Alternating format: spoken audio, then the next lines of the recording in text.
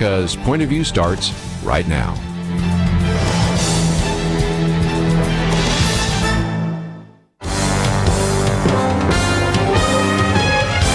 Across America, live, this is Point of View.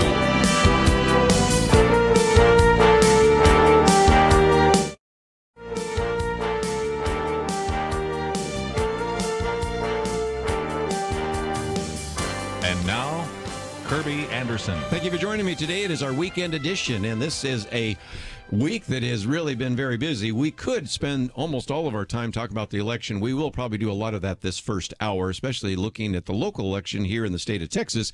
But, of course, yesterday we talked about the shooting in California, and we have some material that we've posted here. A very good piece by David French, which I appreciate. Of course, the whole question about what the election means for the future, and that is going to be important as we talk about this. What's happening in Florida and Arizona? We'll get into those issues as well. Tucker Carlson, we just mentioned that yesterday, but now I've had a chance to hear what Tucker Carlson had to say about Antifa mob showing up at his home while his wife is there. And CNN and Jim Acosta, we got a couple of other issues that I might get to, but I'm afraid that's going to be enough to cover 3 hours. We have Debbie Georgatos with us, talk show host and author, and always great to have you in the studio, and thank you for sitting in this chair sometimes. Love substituting, and thanks for having me today. If nothing else, it helps you get ready for your Sunday show, right? It is my show prep for my Sunday night show, that's right. And before we're done, I might just mention again, for those of you, especially a lot of you are listening in the Dallas area, you just switch over to a different channel, and we have a link there so that you can listen to it on your local radio station, but anybody listening nationwide can also, of course, watch it on Facebook Live. As a matter of fact, we're broadcasting on Facebook Live. And Lathan Watts with us as well, First Liberty. You, of course, have an announcement that we've talked about this week, but it's worth mentioning for just a minute before we get into the local election, and that is you're going to be really busy at First Liberty because you have a case before the Supreme Court. That's exactly right. Thank you for having me back again. Just about this time last week, I think it was about 4 o'clock on a Friday, which is kind of rare. The court issues orders usually on Mondays. Occasionally they will do some stuff Friday afternoon, and sure enough, 4 o'clock Friday afternoon, as everybody's kind of winding down, thinking we're heading for the weekend, and we find out the Supreme Court's going to take our case to defend the Bladensburg World War I Memorial. So it was a busy afternoon Friday. Oh, it certainly was. And I was the recipient of multiple emails and alerts and text messages and videos and everything. Hats off to you guys. Boy, when it came out, I don't think anybody in the Metroplex or anybody around the country that has any link at all to First Liberty did not know that was taking place. And we're waiting right now for Coach Kennedy, aren't we? That could be a second one that you might have to deal with before the Supreme Court. They have been conferencing on Coach Kennedy for, I think, 3 weeks now, and he was relisted again, so they're still considering it. So as long as we don't see him on the cert denied list, there's still hope that they're going to take his case. And so who knows? If they decide to do another Friday afternoon order, you hear my phone buzzing here during the day. During their show today, maybe we'll have breaking news. If not, we'll check the list again Monday and see which list he's on. I'd love to announce it. Just the other day, we were announcing that the Attorney General, Jeff Sessions, was stepping down on the air just the moment we found out about it. So if we find out about that case, that will be the case. And Debbie, as we're going to be talking today, the United States Senate has a few more individuals that are more reliable. Corker, not so sure. Martha Blackburn, pretty sure. Wish I knew exactly what's going on in Arizona right now, but if you have Martha McSally, that's going to be better than a man whose last name is Flake, who sort of lived up to his name. And that will be easier for some of these other judges and justices that people at First Liberty and other places would like to get on the court. Absolutely, it will be. Yeah, it's amazing in the midterm elections this week that the Republicans increased their majority in the Senate, which does make it easier, as you're alluding to have a nominee for the Supreme Court or any of the federal courts confirmed by the Senate. And I don't wish ill on anyone, but Justice Ruth Bader Ginsburg is having a hard time. I don't know if she will hang in there or not, but there may be an opening on the court in the next couple of years, and we've got a solid a Republican majority who will likely affirm the nomination by President Trump. Broken ribs. I mean, I've had strained ribs, pulled ribs. I can imagine how awful that is, but at the same time... so painful. And fell in her office, I think. So let's, if we can, I do want to spend a little bit of time, though, because you are familiar with many of these campaigns. And let's start at the congressional. Well, first of all, let's start at the U.S. Senate level. We do have a returning Ted Cruz. and not a Senator O'Rourke. And just watching the reaction from both of you when I say that but it was a lot closer than a lot of people thought that it would be, right? That was among the most troubling takeaways from the 2018 midterms in Texas, especially, was how close our races were. Ted Cruz, I think if you ask people in Washington to list their, top conservatives, he'd be in almost anyone's list. And I think people thought he'd be easily reelected. It was a very close battle in Texas, as were the top levels of the Texas state, statewide office holders, much closer than people hoped or anticipated in the past. So it does signal a battle for conservatives to continue to message better. I mean, actually, I will say there's a dispute whether it means conservatives should become more moderate or should conservatives attempt to message better about what they stand for. And there are a lot of factors in Texas we may get into that impacted that race. But yeah, the Ted Cruz race was a lot closer than people would have wanted. Lathan, one of the reasons I love having you here, apart from the fact I love your writing, is you've also worked on a lot of campaigns. And so you understand what it took for Ted Cruz to pull it out, given the fact that, let's just be very honest, Representative O'Rourke ran a really good campaign, almost a flawless campaign, and in many ways is perhaps more personable than Ted Cruz.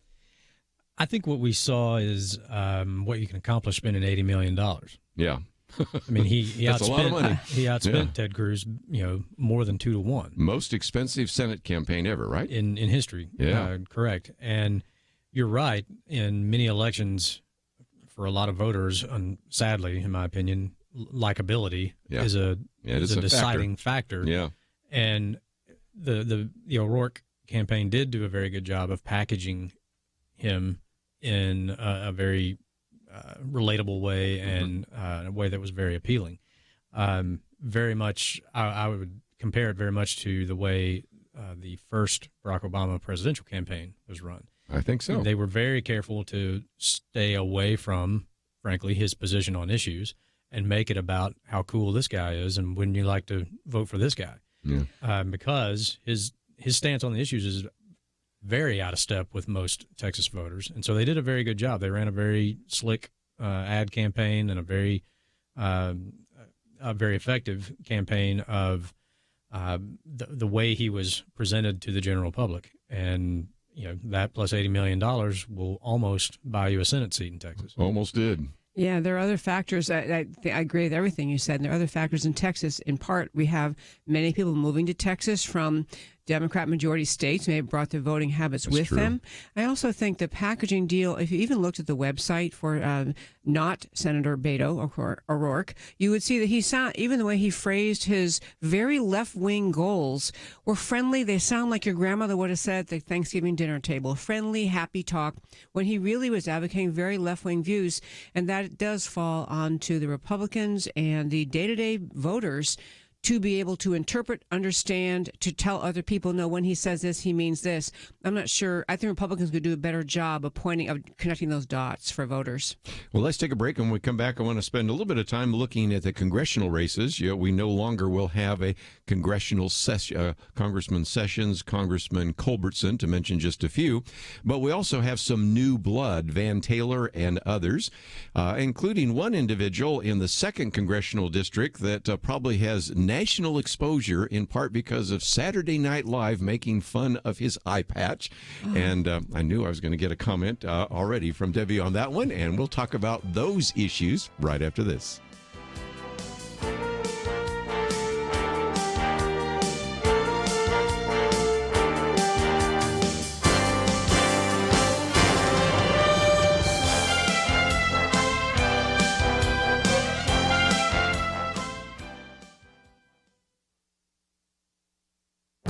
This is Viewpoints with Kerby Anderson.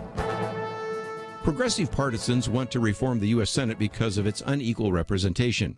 Frustrated after Brett Kavanaugh was confirmed as an associate justice, they point out that Democrat senators represent a much larger percentage of the American populace than Republican senators. That is certainly true. The votes of 2 senators from California with a population of 39 million are equal to the votes of 2 senators from Wyoming with a population around 590,000. But it's also worth mentioning that Democrats dominate in a number of small states like Vermont, Delaware, Rhode Island, New Hampshire, and Hawaii. Demographers even predict that 2 decades from now, half of the population of the U.S. will live in just 8 states. That, to me, makes the case for the Senate. Otherwise, we would just have a handful of states deciding everything for the rest of the nation. As we know from our history, the bicameral Congress was a compromise that made it possible for both large states and small states to ratify the Constitution. If any other proposal were seen as too advantageous to big or small states, it would have failed. We are the beneficiaries of a compromise that forces diverse sectors of our society to work together to craft legislation fair to everyone. I might also add that all of this talk of reforming the U.S. Senate is just that, talk. First, you would need an amendment to the Constitution. That requires 2/3 of a vote in both houses of Congress and ratification by 3/4 of the states. Second, even if you could get an amendment, it would be vetoed by one state. Article 5 of the Constitution also dictates that a state cannot be deprived of its equal suffrage without consent. The small states would never agree to any amendment reducing their representation. Progressives can complain all they want about the U.S. Senate, but nothing is going to change. I'm Kerby Anderson, and that's my point of view. From Graceworks Pictures, Indivisible, based on the true story of Army Chaplain Darren Turner and his wife Heather. Rated PG-13. Now playing. IndivisibleMovie.com.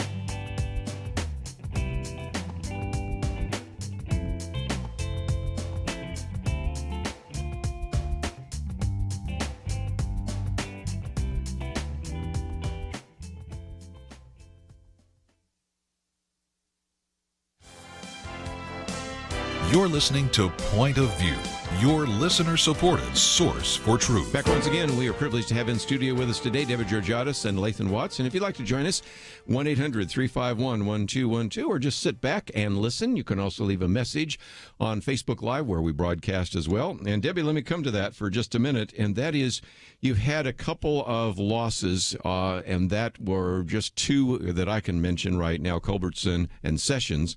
But you have, I don't know what's going to be, 34, 36, 38, something like that, takeovers, so that you now will have, of course, a Democratic-controlled House.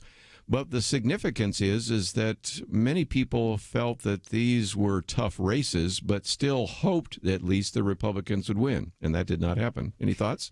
Very much so, yes. In Texas especially, the challenge for it is a conservative state, and I think it has kind of a culture of strong Christian faith and just a culture of independence and self-reliance and all of that. So I think that people thought the culture of Texas would carry these races, even if individual candidates or elected officials weren't necessarily the most popular person around. I think several factors contributed. My congressman was Pete Sessions, who did lose. But we have a combination of changing demographics, especially in Dallas County, and that demographic now hit again in a moment. We had just a nationalized race on the American left. They had decided that this is going to be a message about we hate Trump, and Trump's a bad guy, and everybody's supposed to hate him. And so it was a lot of money poured in on that messaging of just get rid of everyone who might support President Trump, even though Pete Sessions didn't particularly support Trump. He didn't work very hard to do that. But having said that, I think the demographics are a big thing. I think money came in. And there's also just an anxiety or a failure to a certain degree among Republicans to message about really important issues well. And I know that messaging is hard, and everyone can say afterwards, I didn't message well. But I think the women's vote, it was 15, 17-point spread. Pre-existing conditions, they hammered that one. Those two things, pre-existing conditions, and the other one was the caravan. the Yeah. caravan thing. So going forward, the lessons for, I hope, Republicans are, number one, we have to be willing and work at, connecting with every community in America and just tell why our ideas are better. I disagree with those who are saying we have to soften, we have to change, we have to moderate. Maybe we really don't mind all these issues where we have strong positions. I think messaging better and more clearly and bringing the message to other communities rather than just talking to each other at Republican women's clubs meetings. Much as I love those, we got to get outside that shell. And the demographics thing, we cannot surrender to the demographics as destiny, because no one should vote a certain way because of whatever race, ethnicity, national origin, or gender they happen to be. They should vote on ideas, and that's our job, to communicate ideas. I would think so. Lathan, any comments? Yeah, I think Republicans in general, House candidates, may have overestimated the impact of the tax cuts on the election. I mean, that was, if you're a House member, that was pretty much all you had to run on. Pete Sessions sort of ran on that alone. Exactly. Realistically, yeah. Realistically, almost half the country doesn't pay taxes. Yeah. And so when you're speaking to, you've already eliminated roughly half the country that this has any impact on. If you're not paying taxes, what do you care if somebody else got a tax cut? Yeah. And so I think they might have maybe overestimated how effective that was going to be. Now, I think the right way. I mean, they did talk about it in the right way as far as the overall impact on the economy, and people do tend to vote their pocketbooks. But I think just focusing so much just on that, you've got to talk about it, either more issues that are front of mind to the voters in your district, or do, as Debbie said, a better job of explaining how the policy that you enacted impacts those issues that are front of mind. So if like the tax cuts, for example, if you talk about the tax cuts in a way of how they stimulated the economy and how people who didn't have jobs now have jobs, then even that person that maybe not is paying taxes, but he's got a new job or he got a raise at his job, if you can explain it in that way, maybe it does have an impact on his vote. But just to go out and, as Debbie said, just rattle off our greatest hits as conservatives. Hey, we cut taxes and cut regulations, and most people that middle class, working class people are like, so what? Yeah. Yeah, Tucker Carlson actually made that point really well this week. He was talking about how we love to, on our side, we love to have the GDP, and did you know it's this? And I don't even know what percent of Americans even know what GDP stands for, but what the GDP is and how economic growth happens and tax cuts and all that. And the examples he gave in his little riff on this, Tucker Carlson, was, the person is saying, are they going to take away my health care insurance? Because somehow I think, can I afford to insure my family and children? Can I afford the health care if I need it? Those are kind of at the and can I educate my kids well? Are you doing a good job in the schools? That, for many voters, these are just kind of heart and soul issues that Democrats, I think they have bad policies on, but they speak well. They speak in personal ways, and we need to personalize our message too. Well, something else that occurred to me, and that is, this is the last time you have straight ticket voting. And it is very difficult to be a Republican in the Dallas County area. And it's virtually impossible to be a Democrat in the Collin County area. Yeah. I don't think there's one Democrat that won in Collin County, and there were only just a handful, not even that many, in Dallas County that were Republicans. So, and that one goes away. Lathan, you and I were talking about that before we got on the program. Correct. I think if the bill that passed that eliminated straight ticket voting had been passed maybe one session earlier, so that it impacted this election, the down ballot. Especially some of these judges and things like that. Very qualified people that just the state appellate court out. Judges are now obliterated. Exactly. I mean, just completely controlled by the left. There you go. And that has everything to do with down ballot voting. And I think a lot of the people that lost down ballot races, state rep races, judicial races, that was an impact of Beto's campaign, turning out a ton of people in Texas, and probably a lot of them did not take the time to go down each box that just hit the button at the top and walked out. Beto O'Rourke, and then just vote, and every Republican that was a good judge got thrown out on his or her ear, and that's exactly what happened. So, it's so unfortunate for the quality of our courts, because a lot of the Democrat judges who are running for these are state-level appellate courts, could not even get a qualified rating from the bipartisan or nonpartisan. I know. I looked at some of those. I don't live in Dallas anymore, but I looked at those because I've supported some people there. Couldn't even get rated. One other factor of all this, I noticed the Dallas Morning News, our local paper here, ran a story saying essentially that this election was a lesson or a rebuke to the Tea Party, and hope the Tea Party Republicans learn their lesson, because we want to hear people come together. And it's a funny thing within the Republican Party. We have had the Tea Party and more conservatives. We have maybe establishment, and people call them rhinos. But no matter how the range of views on the American left and the Democrat Party, you don't ever hear them calling each other dinos. No. You don't, and at the end of the day, whoever wins a primary, they all get behind them. And I think in part what we saw in the North Texas and Texas elections broadly was the manifestation of that, either the Tea Party antagonism to establishment or establishment to Tea Party, versus recognize the larger issue of the kind of platform or values the two parties stand for, which are really very different. We haven't done a good job once we're done with the primaries coming together, and I do think that was a part of the one of the factors that contributed to the outcome. Well, and again, as I've shared with some of our listeners, I was born in Berkeley and grew up around a lot of liberals and everything. And one of the phrases they used to use in the 1960s is "no enemy on the left." And the idea was we're all a collective. Republicans don't like the idea of a collective, but Democrats kind of go along with that. So that means that I don't care if you're a union person, whether you're a feminist, whether you're an environmentalist, whatever you might be, let's recognize those groups disagree with each other on some issues, but no enemy on the left. And that has still worked pretty well. Find me too many times when Chuck Schumer has not been able to get all of the Democrats to vote with him. On the other hand, look at whether it's Mitch McConnell or anybody else trying to herd those cats. And I think in some respects, that's kind of an issue there as well. But when we come back from the break, I want to get some other comments. One is you mentioned it's a national election, and that's another place. I'm the old guy around the table. I can remember a time when a guy by the name of Tip O'Neill said all elections are local. Well, that changed in 1994 because of a guy by the name of Newt Gingrich who put together a contract with America. But then over time, I still saw a lot of these elections as sort of local. Nick Pitts and I have a theory, and that is now that we have the internet, now that we have social media, now in a sense that you can learn all around the country instantaneously what's happening in all these congressional campaigns. It seems like now all these midterm elections, even these congressional elections, sometimes these state Senate elections, state Republican elections, are national elections now. And that's very different than the idea not so long ago, just a few decades ago, where all elections are local. So let's take a break. I want to get your comments about that. And John Smirek, I was also saying, okay, what happens now that the Democrats control the House? He said, well, Democrats are not known as a party of impulse control. So he says, I think Democrats will play the short game, like puppies released in a butcher shop. I'd like to see whether you have any ideas of what kind of issues might come out of Nancy Pelosi's House of Representatives.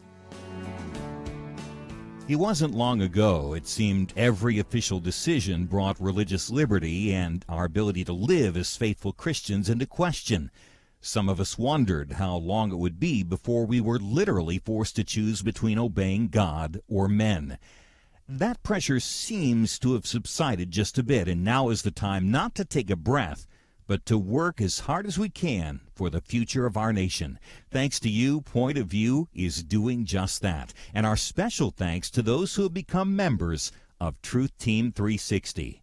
In football, 22 guys battle it out on the field while 40 or 60,000 watch in the stands, and perhaps hundreds of thousands more watch on television. We need a special few to get out of the seats and into the game. Join today by calling 1-800-347-5151 and ask to join the Truth Team, or visit us online at pointofview.net/team. We really do need you. The nation needs you. 800-347-5151 and pointofview.net/team. Point of View will continue after this.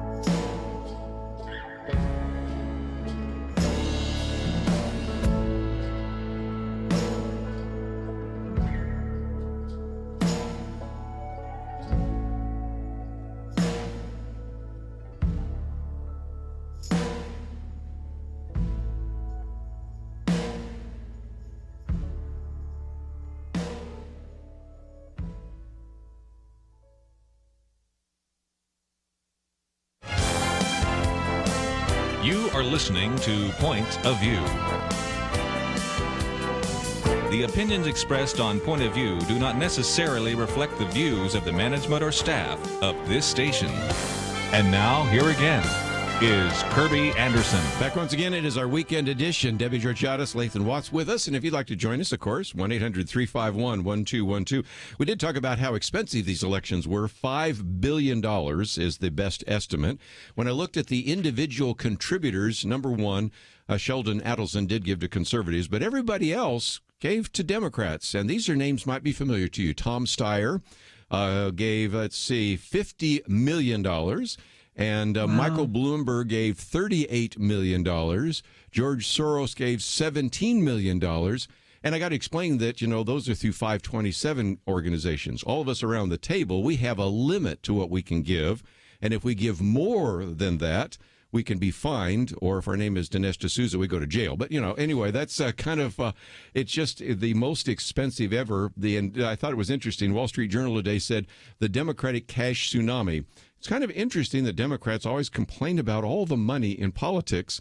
And if you notice, most of that money has been going to Democratic candidates from Democratic donors.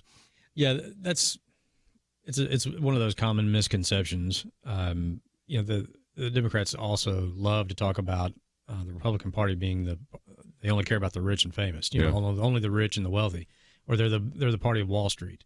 And if you actually do the research and look at people who work on Wall Street and people who work in those firms and who they give their the money, Clintons they give it and to Obama. Democrats. Yeah. In Hollywood, I think most of that goes to Yeah, I mean, they far Democrats. outpace. It's not that they, especially Wall Street. Yes, there are people who do support conservatives there, but the money they give to Democrats far outpaces what they give to Republicans. Well said. And that's one of those things. It just gets repeated over and over and over until it just sort of festers into a fact in some people's heads. But it's not the case. Facts do matter. So if this was a wave election, I forget who said it. If anything, it was a green wave. It was a wave of money. Mm-hmm. And Well Republicans got outspent in a lot of races. Now, some of them, they still won. Ted Cruz is probably the biggest example of that, obviously. With good with ideas beat money still. Sometimes, yeah. But you look at good messaging beats money. Yeah. Yeah, and we look at the candidates. Taylor Swift's favorite candidate lost. Rihanna's favorite candidate lost. Oprah's favorite candidate lost. Will Ferrell, his governor candidate in Georgia that he campaigned for. It's almost as if the American people don't care what celebrities think. Yeah. And that may be a good thing. Well, very good thing. Yeah. Let's see if we can put on the table, though, this new Congress. And I just talked about the hungry puppies in the butcher shop. But whatever it is, we're going to see, I think Nancy Pelosi will be Speaker of the House, although there are about, 40 members of the Democratic caucus that say they aren't going to vote for him. We'll see how that vote for her, but I'll see how that plays out. But I just don't think that there's going to be impulse control. I think the Democrats are going to just start nonstop investigations of cabinet officers, of the tax returns, and of the finances of Donald Trump, try to impeach Donald Trump, try to impeach Brett Kavanaugh. What's your thoughts? I think they can't resist doing it. It's not just they don't have impulse control, which they don't have impulse control, but they've also, throughout the short presidency so far of President Trump, many key Democrat leaders, members of Congress, it is their campaign message, is their public speaking, is their promise to their radical left base that they're going to somehow impeach President Trump. It's not just Maxine Waters. She's been the most verbal, but many of them have promised we're going to find a way to impeach him. And so they're stuck. I think they can't, now that their voters gave them the House, they can't sit there for 2 years and not act on everything they've been promising to do. So I think his tax returns will be part of it. Even if there's some loophole they think they can use, they can get his tax returns without him releasing them. But if they do get to them, it won't be just all of us gawking at how much money he has and how much, what deductions he took. It'll then spur the next set of investigations of, well, was this deduction really legitimate? Should he be allowed to do this? They cannot resist. And I think they have to go forward. At the same time, after the election, on election night Tuesday, Nancy Pelosi was promising we're going to work together, we're going to be transparent, we're going to come together for the good of the American people, find common ground, all this stuff that she doesn't really mean. But they have got to give that face to the public that they're serious, because they can't have 2 years of just hearings and acrimony and attempts to remove to impeach President Trump. And obviously, since the Republicans have the majority in the Senate, they can't remove him. So it's just kind of a futile. It's a show. It's a street theater that they'd be putting on if they had an impeachment hearing. And it's fundraising. Yeah, there you go, fundraising. I mean, a couple of them are going to be running for the presidency too. Yeah, absolutely. And I mean, you saw during the Kavanaugh hearings there were members sitting on the panel who had fundraising emails going out to their base as they're speaking in the committee hearing. Yes. So that's another thing. The Republicans proved for 8 years under Obama that you cannot govern with one chamber of the legislature. You can't run the government from the House of Representatives. That was painfully obvious to anybody who was watching during those 8 years. And the Democrats are going to be in the exact same spot. But what they will do, which is try to, as Debbie said, gin up their base, raise money for the next cycle. There's probably going to be 25 people run for president on the Democratic side. So they're all looking for ways to gain support who can out-hate Trump, Well said. And so you will see, investigation after investigation after investigation. I think I forget the number, 20 to 30 Democrat members who were just elected, who during their campaign said they would not commit to vote for Nancy Pelosi. Yeah. That will be first promise broken to the people that they campaigned to. Probably. Too much pressure. But if I was advising, not that they're listening to me, hopefully they're all listening to this show right now, but I would say to the Republicans in the House, now minority leader, soon to be minority leader, Ryan, we assume, why not propose a Joe Strauss arrangement in D.C.? Why not go to those Democrats who campaigned and said, I will not vote for Pelosi, and say, I'll deliver the entire Republican caucus. If you will come with us, you pick the person. Find the most quote-unquote moderate Democrat that there is, somebody who is actually interested in accomplishing something, one of the Blue Dog Caucus, if that's what it is, and say, I'll get you all the Republican votes if you come with us and we elect somebody who's actually interested in getting something done that we agree on, whether it's infrastructure, whether it's funding the government, passing a budget the way we're supposed to, name it, and put it out there and see what happens. It would, if nothing else, would be really entertaining to watch how their side deals with a proposal like that. Yeah, I had never heard that idea floated, and I will tell you, my kind of instinctive reaction to it is the people who work to get Republicans elected and they see we're now in the minority, I think they would be out of their minds if they thought that what conservatives want to see is Republicans standing for what we say we stand for. Come together. We have to fund some infrastructure. We can find some things everyone wants done.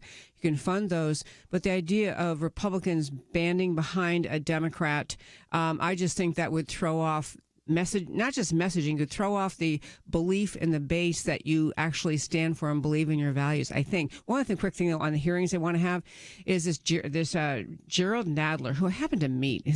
Not that nice a guy, but he is going to become the chair of the judiciary. He's a ranking member now. He'll become the chair of the judiciary. He's talking about holding hearings about impeaching Justice Kavanaugh. That is true. And we talked about that the other day. Unbelievable. Maxine Waters is going to be a chairperson, and then, of course, Adam Schiff is, but we also mentioned Gerald Nadler. But the idea of thinking you're going to it's a wise idea to try to impeach Kavanaugh after you just saw the voters just said we didn't like when you, and the Senate side, when you voted against it. I think that's I think he might rethink that idea. But he's talking about trying to impeach him. Either FBI investigation wasn't adequate, which is one basis, or claiming some lie, and we don't have time to go into it now, but the answer, that the Q&A that is involved in that alleged perjury is silly level. Yes. Defensible. It's silly. Well, we're taking a break, and when we come back, I do want to get some of your comments about the Texas House, Texas Senate, but I thought I'd also mention just real quickly that we've had some really qualified individuals stepping down. Sam Johnson is a good example, but being replaced, of course, nobody can replace Sam Johnson, by Van Taylor, but will bring a lot of energy and an ability to work across the aisle. Ted Poe, we mentioned just a minute ago. You got Daniel Crenshaw, who is now a national figure because of wearing an eye patch. And, okay, you do want to say something about Pete Davidson here on Saturday Night Live makes fun of a SEAL because he loses an eye because of an IED. I know you have at least something to say about that. I was going to say he should have to make an acknowledgement of in-kind campaign contribution to Crenshaw because it added so much value. Nobody really knew who Daniel Crenshaw is, and now everybody seems to sort of know who he is, even if they don't remember his name. So it is kind of interesting, and we'll see where that goes because we've got some really talented individuals replacing Joe Barton and a number of other people. I can go down the long list in Congress. But when we come back, we've had on this program, and you have as well, people like Connie Burton and Matt Rinaldi and Lisa Luby Ryan, and they all lost. Now, they're all going to be at this event that I'm going to be hosting, so we'll talk about that after the break, which is I Texas Values, and so we'll be excited to see some of them and give them our condolences, but also have a chance to hear Michelle Blackburn, who Bachman will be there. But we need to take a break. We'll be back right after this.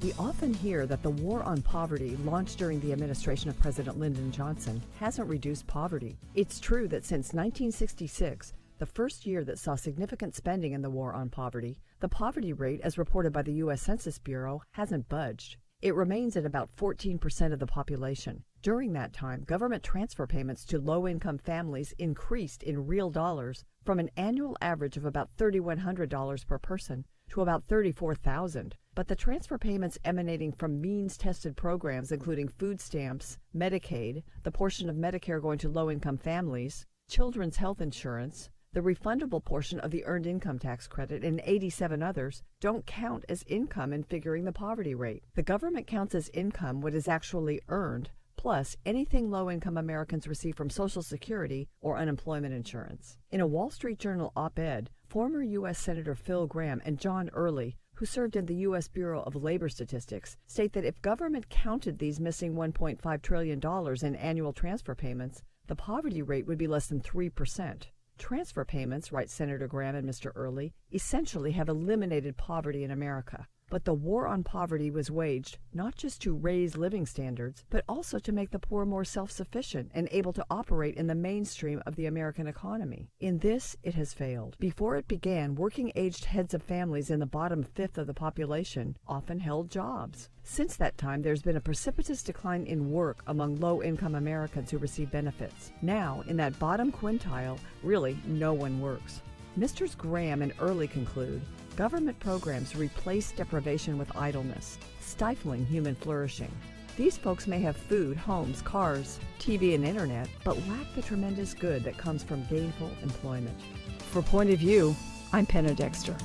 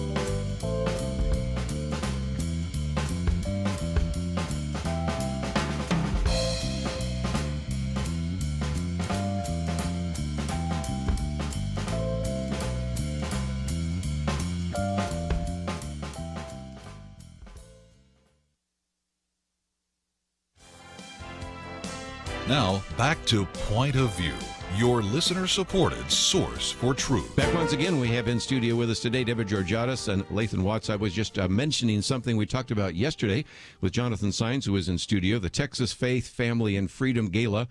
And again, Michelle Bachman will be speaking there. Kelly Shackelford and I are doing a roundtable. I'm actually going to be the host of that. It is taking place a week from tomorrow on the 17th. And the only reason I thought I'd mention it before we get into some of these various issues and some of these candidates is that they have a flash sale today. So if you get your tickets today, it's 50% off. So that's a pretty good deal. And many of these individuals we're going to be talking about will be there. I know that Don Hoffines is going to be there. I know Connie Burton's going to be there. I'm pretty sure Lisa Luby Ryan's going to be there. Of course, these are individuals that lost. Now, in addition to that, you're going to have all the people that won, Angela Paxton, Jeff Leach, and on and on and on. But you have interviewed some of these people on your program, on this program. I've interviewed them as well. But what happened? Any thoughts on some of these cases? 2 state Senate races that I thought were going to be close, but both lost, and then a number of House races, Texas House races that lost. Any thoughts about that? I will harken back to a point I made earlier. My first point is there is more division in the Republican Party, both with respect to Lisa Luby Ryan's race, HG 114, and in Matt Rinaldi's race. I forget what HG that is, but Matt Rinaldi also lost his reelection.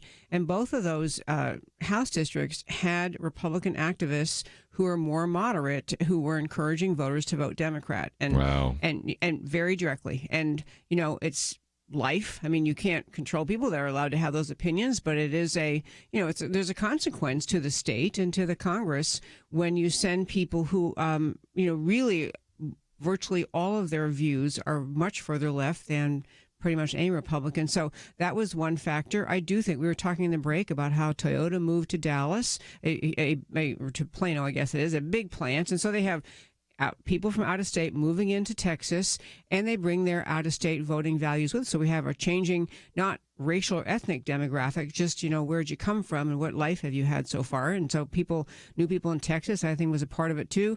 And, it may be the culture of Texas is changing with respect to some of the issues that haven't seemed to be successful in the legislature. I know that this morning, Dallas Morning News article was knocking the bathroom bill and how that just really hurt Republicans. They look so mean-spirited. So it was a combination of factors. I think they were all the ones that you mentioned were stellar. They either were stellar elected officials or stellar candidates. And, I think we need to continually draw a better distinction between what Republicans versus Democrats stand for. One of the things that if you look at Connie Burton's situation, this is a particular state Senate district that can't make up its mind. Before there was Wendy Davis in that district, there was a Republican, then Wendy Davis, who's about as pro-abortion as you can get, then Connie Burton, who's about as pro-life as you can get, now we're back to another Democrat. So it flips back and forth. Some of that has to do with gerrymandering. Some of that has to do with straight tick voting. Any comments about that, Lathan? I think that you see, as far as like the gerrymandering thing, when a district is competitive like that, yes, that tells you they've got a little of everybody in there. Number one, there's the tendency, there's the possibility for it to flip back and forth, right? And some of the others are pretty safe districts. Yeah, exactly. And long term, I think that can contribute to a more moderate member of either party winning that seat, because if it is a razor thin margin and it continually flips back and forth, you're not likely to be able to run somebody who is hard right and keep it, or hard left and keep it. And I don't know if that's good or bad, but I think it's a reality that people have to take into account when you're nominating people to run for a district that you're seeing flip back and forth like that. Debbie mentioned, some of the divide within the Republican Party, and in my time, in and around politics, I've seen it firsthand that nobody is better at circular firing squads than Republicans, and it's just this.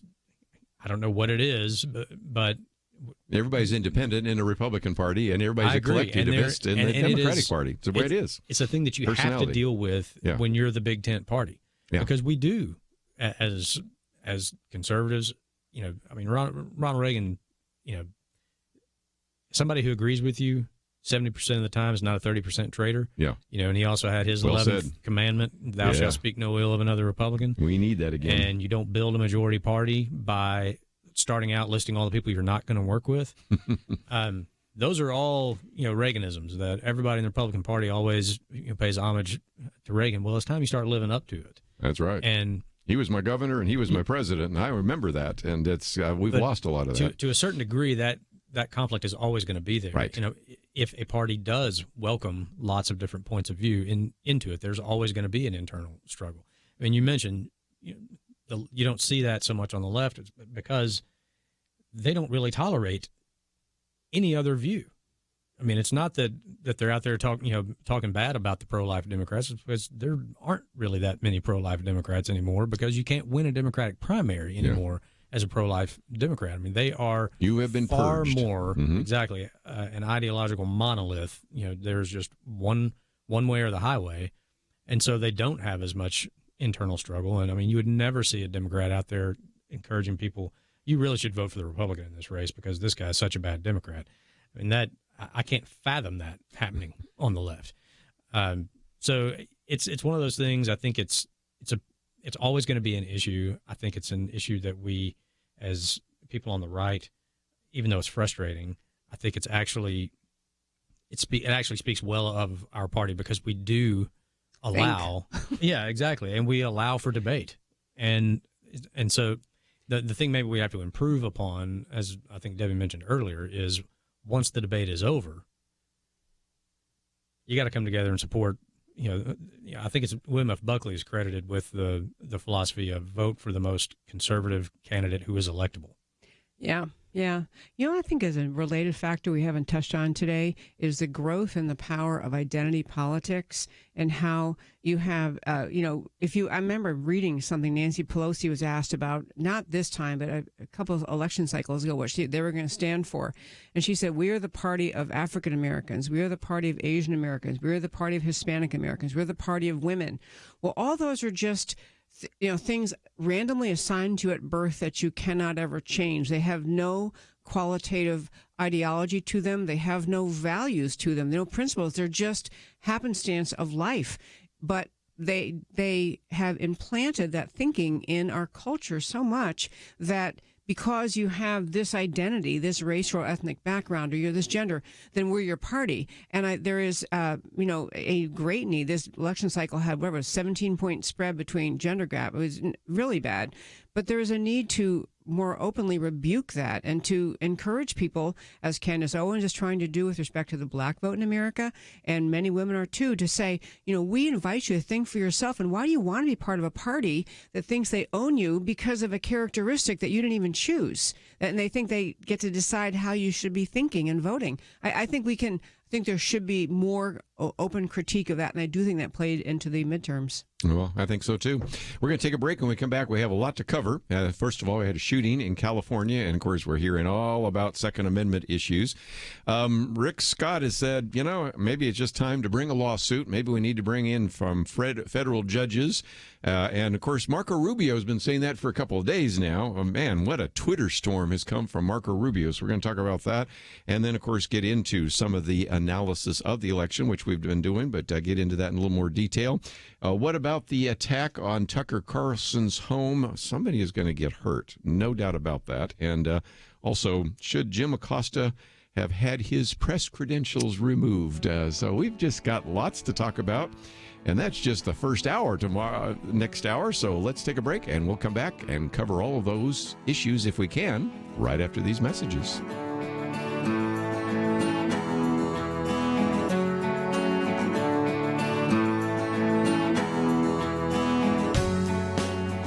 There is no more dangerous time than when things are going well. Remember Elijah on Mount Carmel? Fire came down. There was no doubt who was God, but what happened next? He went from amazing faith to a time of great fear and depression. Many Christians have been very thankful a certain Democratic candidate for president was not the one to nominate two replacements for the Supreme Court. But as with Elijah, times of great victory are also times of great danger. Moments like this are not the time to take it easy. This is not the time to let our guard down. This is a time to double down on our work in the community, to serve and pray and plan and invest in a better future. This is the time to join Point of View's Truth Team 360 to make sure today's promising gains are not lost tomorrow. Show your commitment to our future by visiting pointofview.net/team or call 800-347-5151. Ask to join the Truth Team. Pointofview.net/team and 800-347-5151. Point of View will continue after this.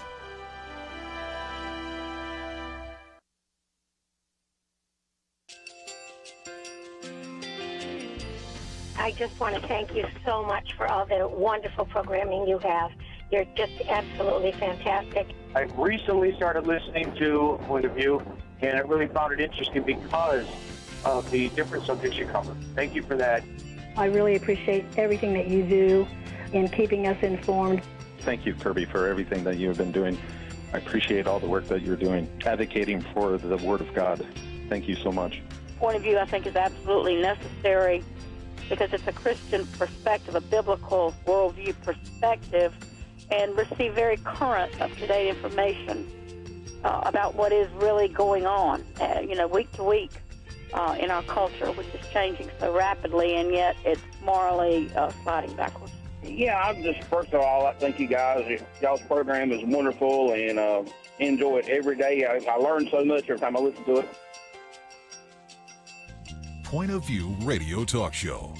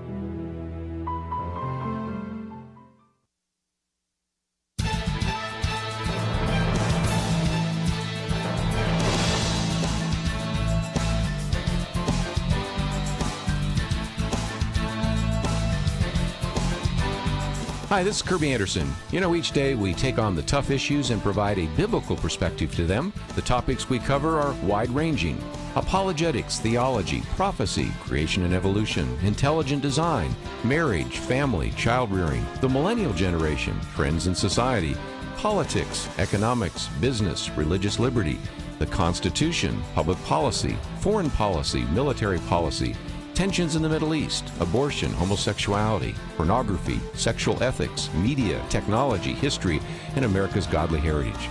We talk about anything that affects your faith, your family, or your freedom. So don't go anywhere, because Point of View starts right now.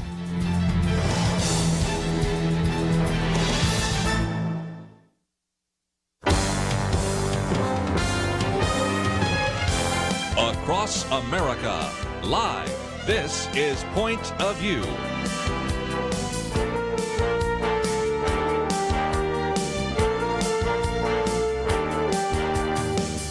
And now, Kerby Anderson. Thank you for joining me. It is our weekend edition, and a couple of days ago, we assumed that today would be an opportunity to bring in a number of people around the round table and kind of give you a post-election analysis. We will indeed do that over the next 2 hours, but let me just mention there have been a couple of other things that have kind of developed in the meantime. One, of course, has been the shooting in the California bar yesterday, and we will get to that a little bit later, as we talked about yesterday. Very good piece that I've posted here by our friend David French. He's been in studio with us before, writes for National Review, and we'll certainly look at some of the other issues that we talked about yesterday, the attack by Antifa in Tucker Carlson's home, which is just not a one-off. It's just one of many kinds of things that have been happening over the last couple of weeks and months. And then, of course, we also briefly mentioned about the decision to pull the credentials for CNN's Jim Acosta, which we might get to later. But there is something that has developed that I thought we would focus some of our time and attention on, and that's what's happening right now in the state of Florida. Now, it is kind of a post-election analysis, but I guess whenever you have a close election and you're counting votes in Florida, I already know what's going to come next. So first of all, let's introduce everybody around the round table. Debbie Georgatos, host of America Can We Talk, and host of, matter of fact, author of the book Ladies Can We Talk. It's always great to have you on the program. Great to be here. Thanks for having me. And Lathan is also an individual that is with us quite often, and again, love reading his material. He's also with First Liberty. A little bit later, we'll talk about this case that they have now before the Supreme Court. But Lathan, thank you for joining us as well. Always good to be here. And okay, let's get to it. The third article, no, I guess it's about the fourth article, but I'm going to jump down to that one first, has to do with the fact that there are still people counting votes in Broward County in Florida. Now, I want to hear from our listeners in Broward County, but Marco Rubio, who's not known for producing a Twitter storm, that's more kind of a Donald Trump kind of thing. Yeah. But he's going to love the fact that you compared him to Donald Trump. Yeah, no, he's not. He's not at all. But nevertheless, he pointed out in his Twitter feeds and on some of the talking head shows last night that you can go to a place like Bay County, which was pretty much hit and almost devastated by a Category 4 hurricane just 4 weeks ago, and they were able to manage to count all of their votes and submit those on a timely basis. They are still counting votes even as we talk right now in Broward County, yet this was, as he put that tweet out, 41 hours after the polls. Now we're about 60-plus hours past and still counting. And Debbie, you've also researched some of the people that are doing the counting down there, and that doesn't make me feel real good either. Tell me about this. It is very alarming. The election supervisor in Broward County is a woman named Brenda Snipes. So it's her job to oversee the counting of the ballots. And yes, here we are on Friday. The midterms were Tuesday, 3 days ago. They're still counting ballots, and the big races in Florida, which are now both apparently in contention again. One was for U.S. Senate. You had incumbent Democrat Bill Nelson, challenged by outgoing governor and current governor, but soon-to-be outgoing Governor Rick Scott, the Republican, and that appeared to be a victory for Rick Scott. And then the governor's race was a Democrat named Gillum and a Republican named DeSantis. In both cases, it appeared election night the Republicans Republican won, but now you have this Broward County supervisor still counting votes. The elections are now in question. Gillum is actually considering withdrawing his concession. And the sitting governor, who is the Republican Senate candidate, Rick Scott, has actually brought up filing a lawsuit with respect to the counting of the ballots. And the short story is that this Brenda Snipes, and it isn't, to be clear, it isn't personal to her. There are many instances historically where the election seems to have come out and somehow to be established that there's a winner that's clear, and somehow there are ballots that appear, boxes of ballots that hadn't been counted. It's happening in Arizona too, and now they're saying, well, we have to recount. And it has turned out, this Brenda Snipes in particular has gotten in trouble with the law more than once, because she appears to be using her position of power to sway the outcome. And so now Marco Rubio, the U.S. senator, who is, as you were saying, Kirby, not particularly known to be out there, but he is just having a meltdown on Twitter, essentially accusing her of using this counting process to reverse the will of the people, to declare the Democrat candidate the winner. And again, some of our listeners might say, has this ever happened before? Well, for you younger people out there, let me mention that there's a thing called the presidential election in 2000. But even more recently, how about Al Franken and Norm Coleman up in Minnesota? And it does seem to me, and again, this is one of the reasons I love to have you here, Lathan, because you've been involved in various campaigns at different levels, and you are certainly a student of history. We see these situations where sometimes if it's in a close election, all of a sudden additional ballots show up. They are found in the trunk of a car or something. And I just have to say that either you have to believe that these are remarkable coincidences, or there's a little bit of what we might call electoral malfeasance. Yeah, I mean, every campaign I've ever worked on, our goal is to win big enough that it cannot be stolen from us. I mean, there you go. I mean, that's just point blank. That is what you're up against. Yeah, in you a just lot of don't places. want a close election because you just don't know when new ballots will show up. Exactly, and it's sad that you have to do this. It seems like every election cycle now, especially since 2000, that not only does each party need to raise enough money for their candidates to run campaigns and to be effective at getting your message out, but you also probably need to have a lot of cash on hand to pay lawyers just in case it's a close race and we end up litigating this afterwards. There are a lot of places where somebody shows up to vote, can't prove that they're registered, can't provide an ID if they're required to in their state, so they cast what's called a provisional ballot. Unless somebody challenges that provisional ballot, it will get counted. Yes. And if you don't have somebody there to challenge them, there's going to be people who have voted in that election who likely are not legally eligible to. But if a military ballot comes in and it comes in, quote, late, it doesn't get counted. So this game gets played in all sorts of ways. And it's not new. I mean, you mentioned the 2000 election, but I mean, I just used the one out of Minnesota because that's one that a lot of people have talked about before. Yeah, absolutely. But even prior to that, I mean, I'm like you said, you put it nicely that I'm a student of history. I'm a history nerd and a political nerd. There were people that came to Richard Nixon saying, "Yes, Kennedy has stolen this from you, and you should challenge it." And Nixon, love him or hate him, thought that that would be really bad for the country. Yeah, and I'm not going to do that, and he conceded the election. This is not anything that's relatively new. I mean, Scripture says there's nothing new under the sun. Well, so nor in take politics. 1960, take 2000. Those are just presidential elections, not to mention all these congressional elections. I've created quite a long list of those. Sure. Many of them coming out of places like Louisiana, Illinois, and places like that. But and I just gave you one out of Minnesota. But these have happened for some time, and we need to take a break. But when we come back, I want to get some comments around the table, because even before this happened, I pointed out that we still had all sorts of problems during Election Day. Voting machines that didn't have cords, voting machines that when people put in maybe straight ticket voting, the wrong person showed up, and all sorts of things. And I've said before, enough is enough. And if nothing else, I'm hoping that our millennial generation out here says, wait a minute, I go to an ATM machine, I expect that it's going to take money out of my account, not somebody else's account, and I'm going to get a paper receipt. And I expect that indeed when I use my computer and I push this button, that one shows up on the screen. So we have problems that need to be fixed. We'll be right back.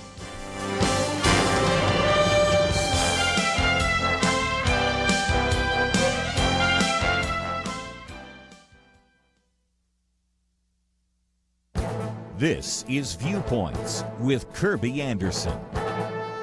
Progressive partisans want to reform the U.S. Senate because of its unequal representation.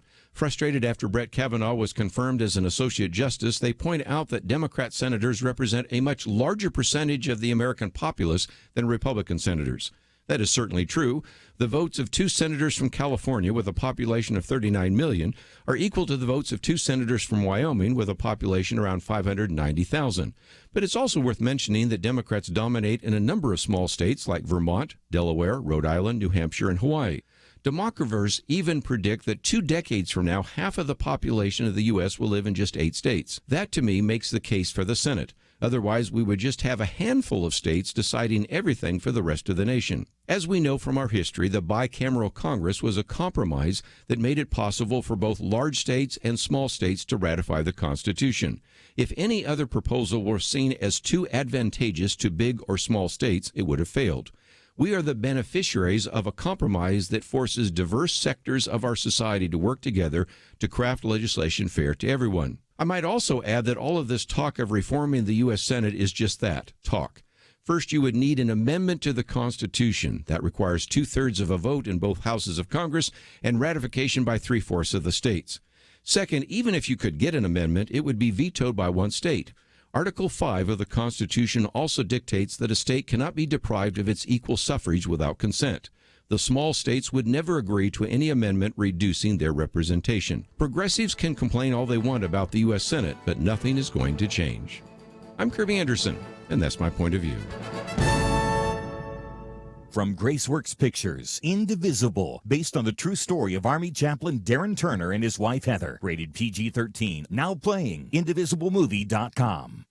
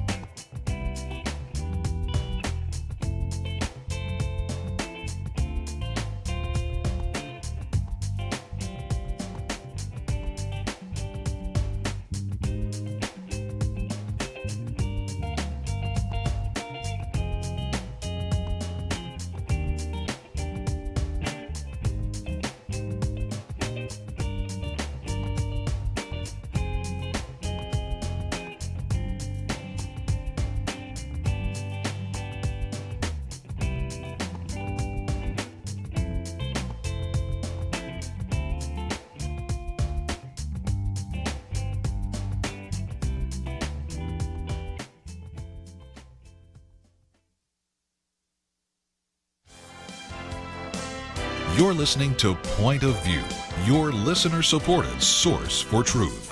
Back once again, if you'd like to join our conversation, we'll open up the phones, 1-800-351-1212.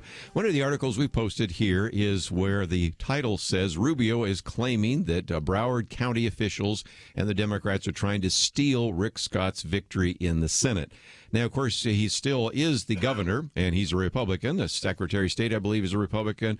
But there may be somewhere along the line a need for the federal government to step in both Arizona and Florida. But again, if you would like to read the tweets by Marco Rubio, this article gives them to you, in which he points out that at that time, 41 hours after the polls closed, Broward County had not actually finished counting them, that the head that you just talked about, Debbie, did not know how many ballots were left to be counted, or at least didn't want to say how many were to be counted.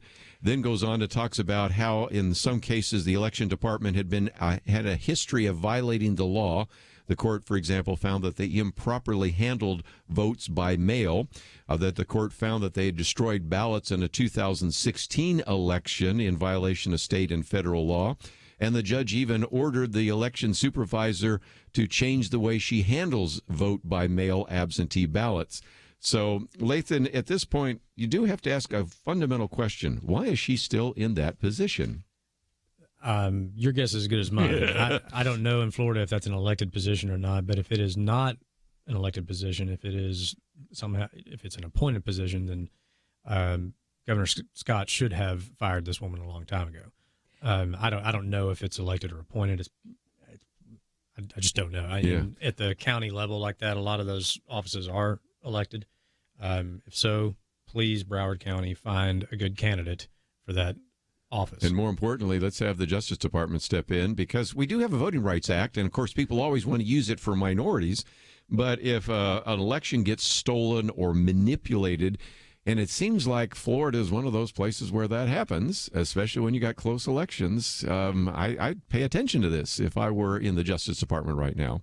I could not agree more. There was conversation in a previous episode like this where there was just concern about the integrity of the vote count.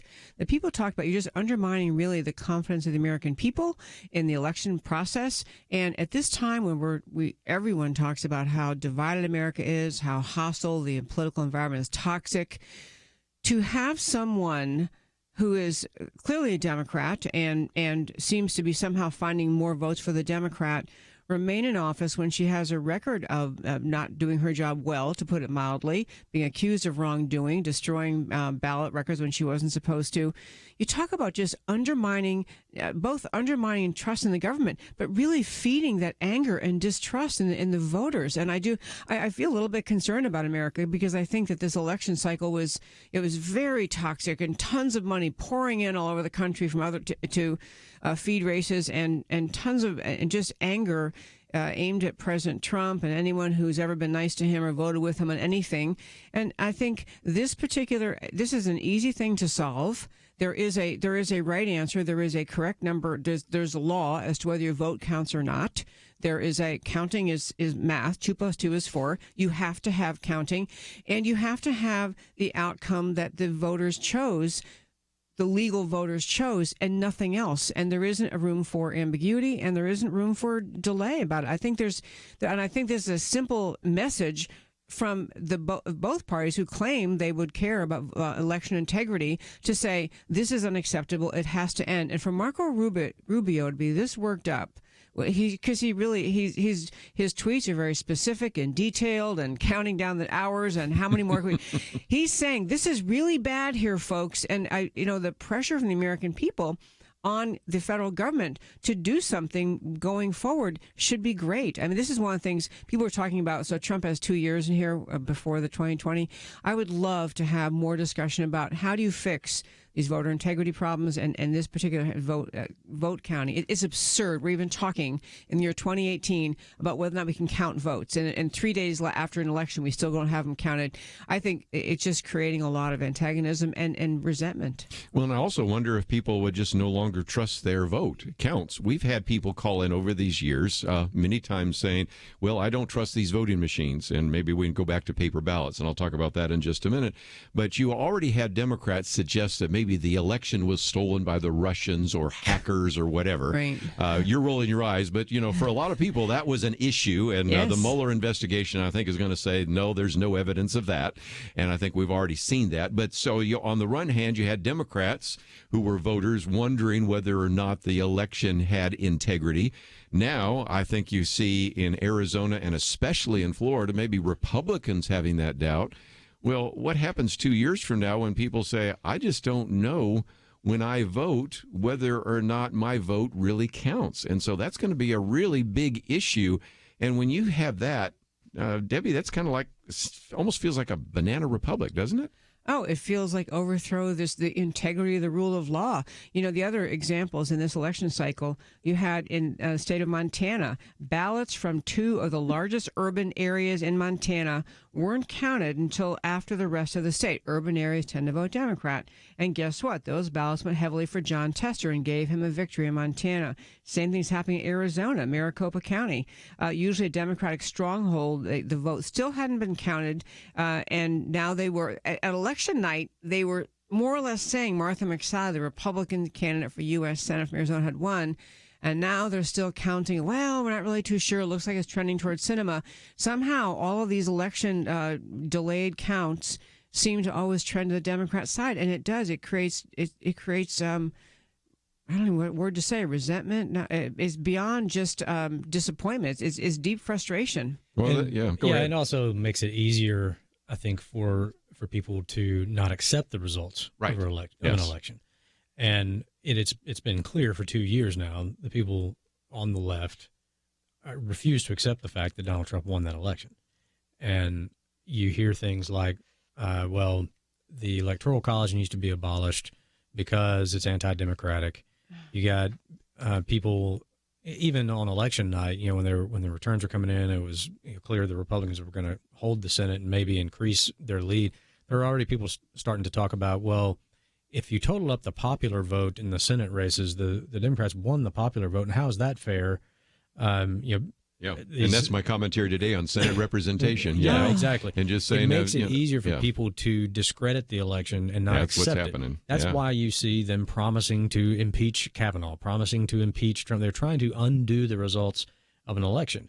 And when you, like Debbie said, when you have this nonsense going on in Broward County, in Montana, in Arizona, where people no longer trust the electoral process, it just makes it easier for them to put pressure then on their party to undo the electoral process. And you're right, Kirby. I mean, it tends towards this whole banana republic concept, and that's why you see, I think, the increase in activity like what you see with Antifa in Portland, in places around the country.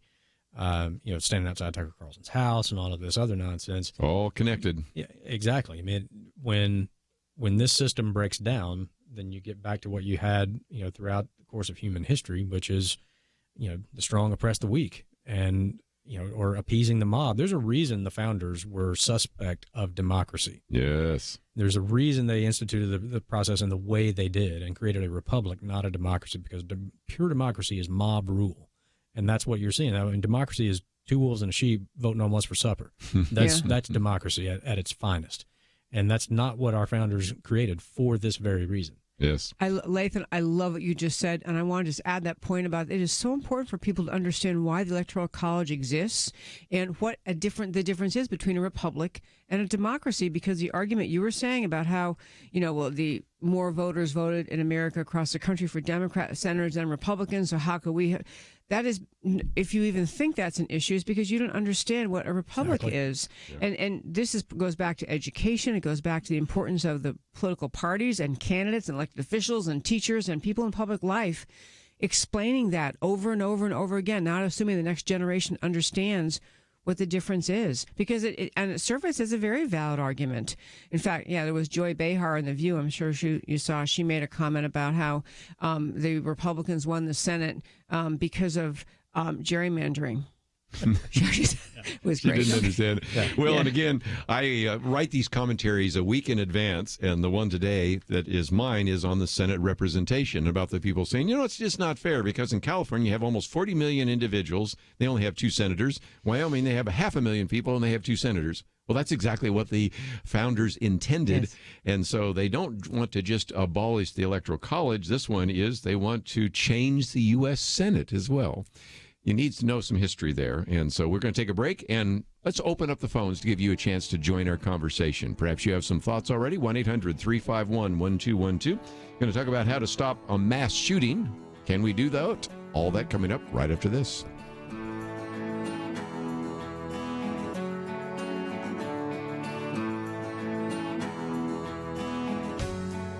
Protect the health of the nation. Join the Point of View Truth Team. pointofview.net/team. pointofview.net/team. Or call 800-347-5151. So there's this guy named Jordan. He's a healthy guy. He's a dad of 6, and he works as a guide in Alaska. And he goes to the doctor, true story, he goes to the doctor, and he's diagnosed with cancer, stage 4.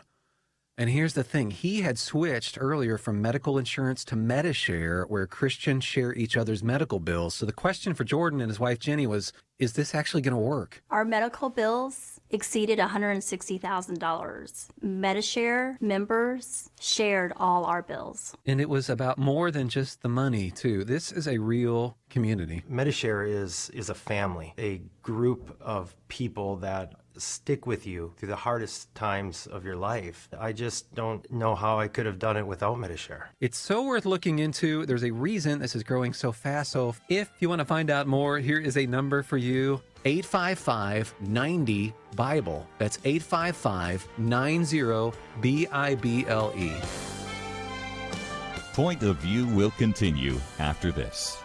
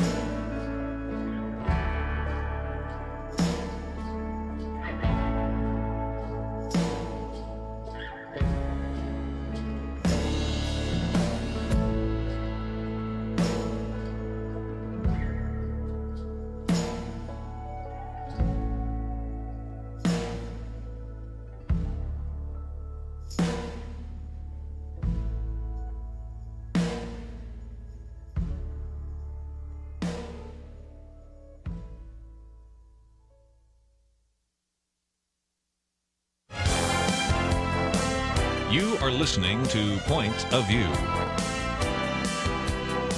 The opinions expressed on Point of View do not necessarily reflect the views of the management or staff of this station.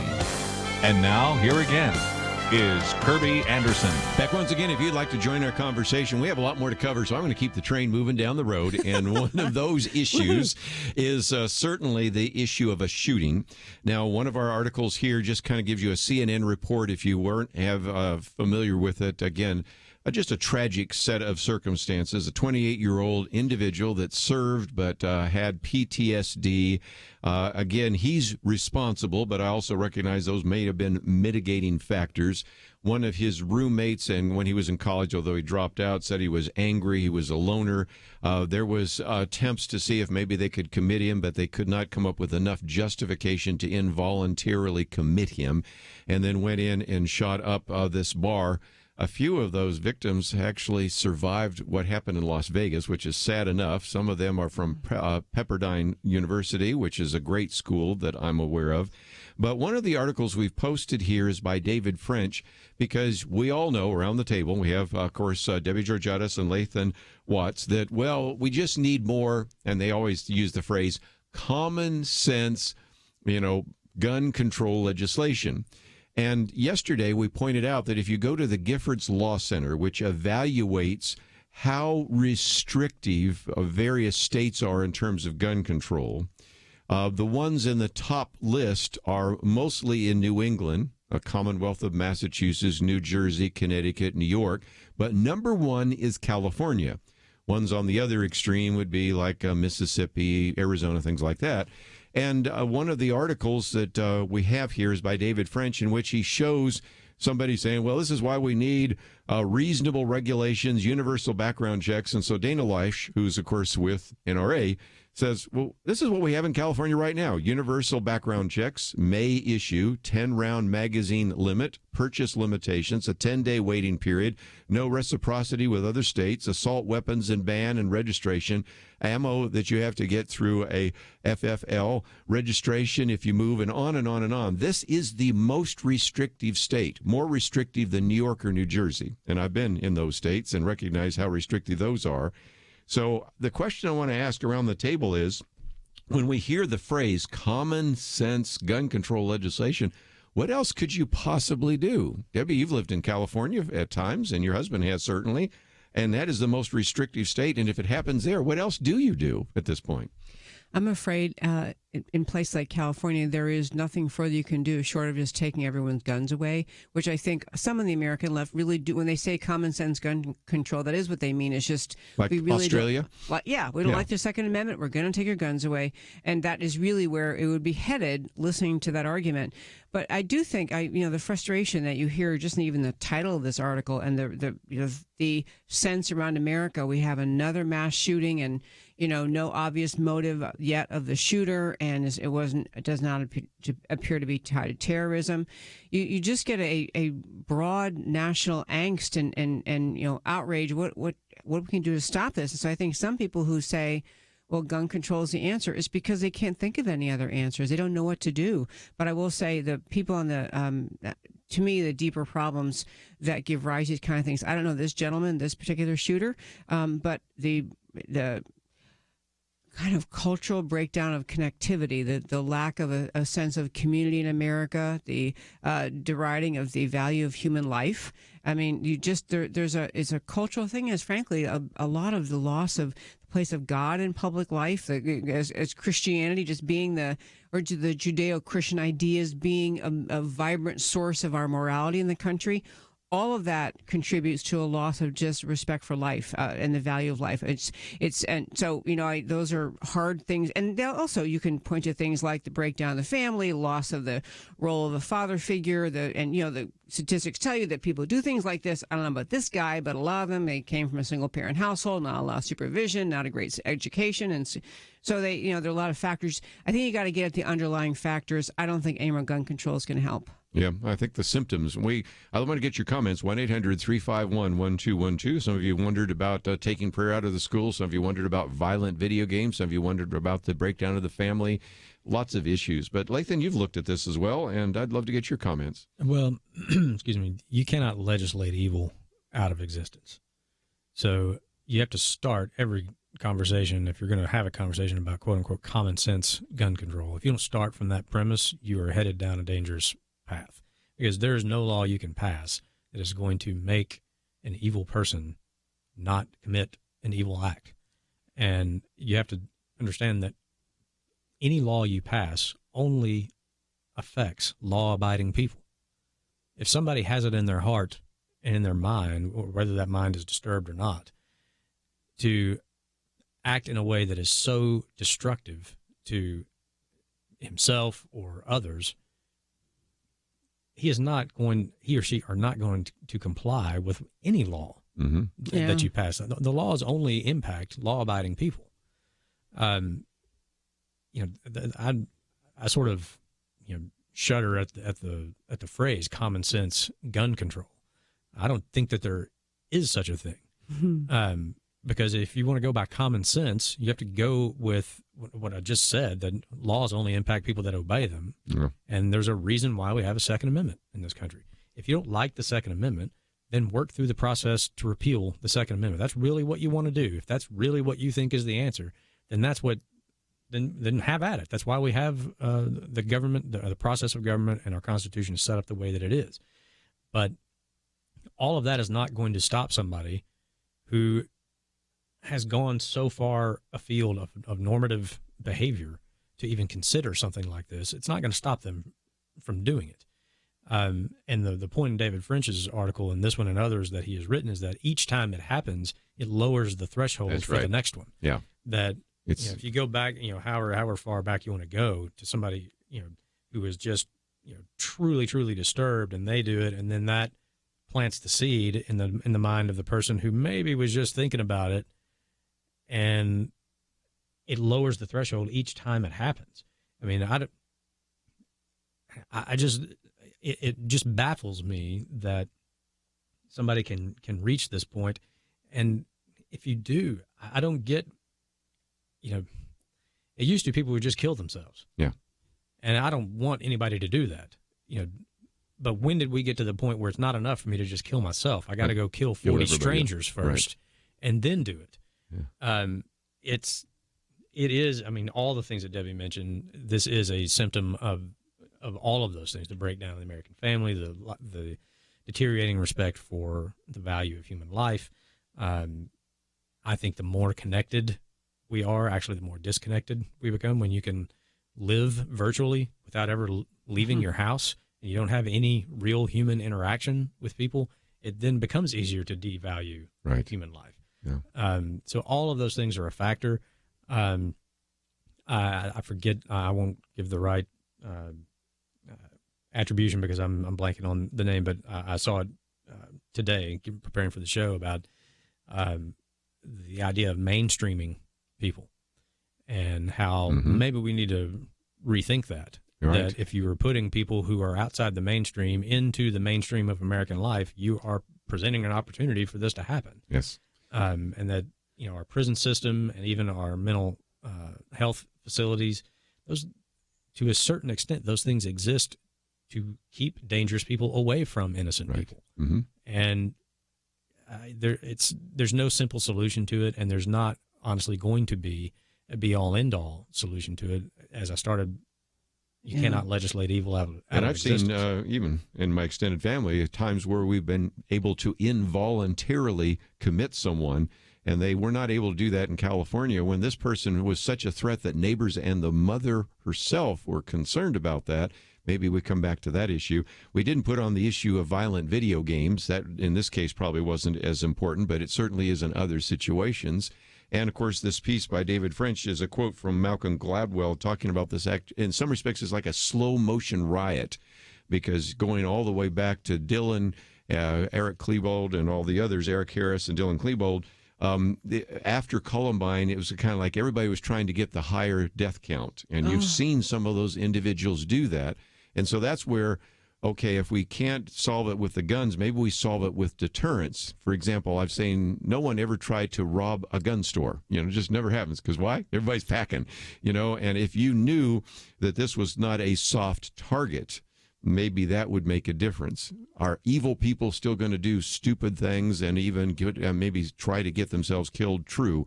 But as we talked about yesterday, the shooter there in Aurora, Colorado, John Lott pointed out, he made a point of bypassing many other movie theaters where it was possible that you could have a concealed carry to go to the particular theater, which because of the mall regulations would not allow someone to have concealed carry.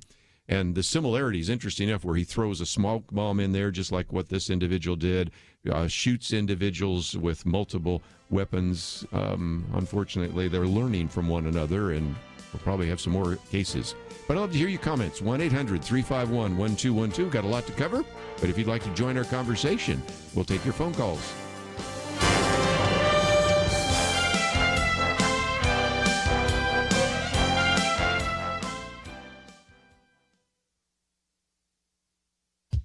We often hear that the war on poverty, launched during the administration of President Lyndon Johnson, hasn't reduced poverty. It's true that since 1966, the first year that saw significant spending in the war on poverty, the poverty rate, as reported by the U.S. Census Bureau, hasn't budged. It remains at about 14% of the population. During that time, government transfer payments to low-income families increased in real dollars from an annual average of about $3,100 per person to about $34,000. But the transfer payments emanating from means-tested programs, including food stamps, Medicaid, the portion of Medicare going to low-income families, children's health insurance, the refundable portion of the Earned Income Tax Credit, and 87 others, don't count as income in figuring the poverty rate. The government counts as income what is actually earned, plus anything low-income Americans receive from Social Security or unemployment insurance. In a Wall Street Journal op-ed, former U.S. Senator Phil Gramm and John Early, who served in the U.S. Bureau of Labor Statistics, state that if government counted these missing $1.5 trillion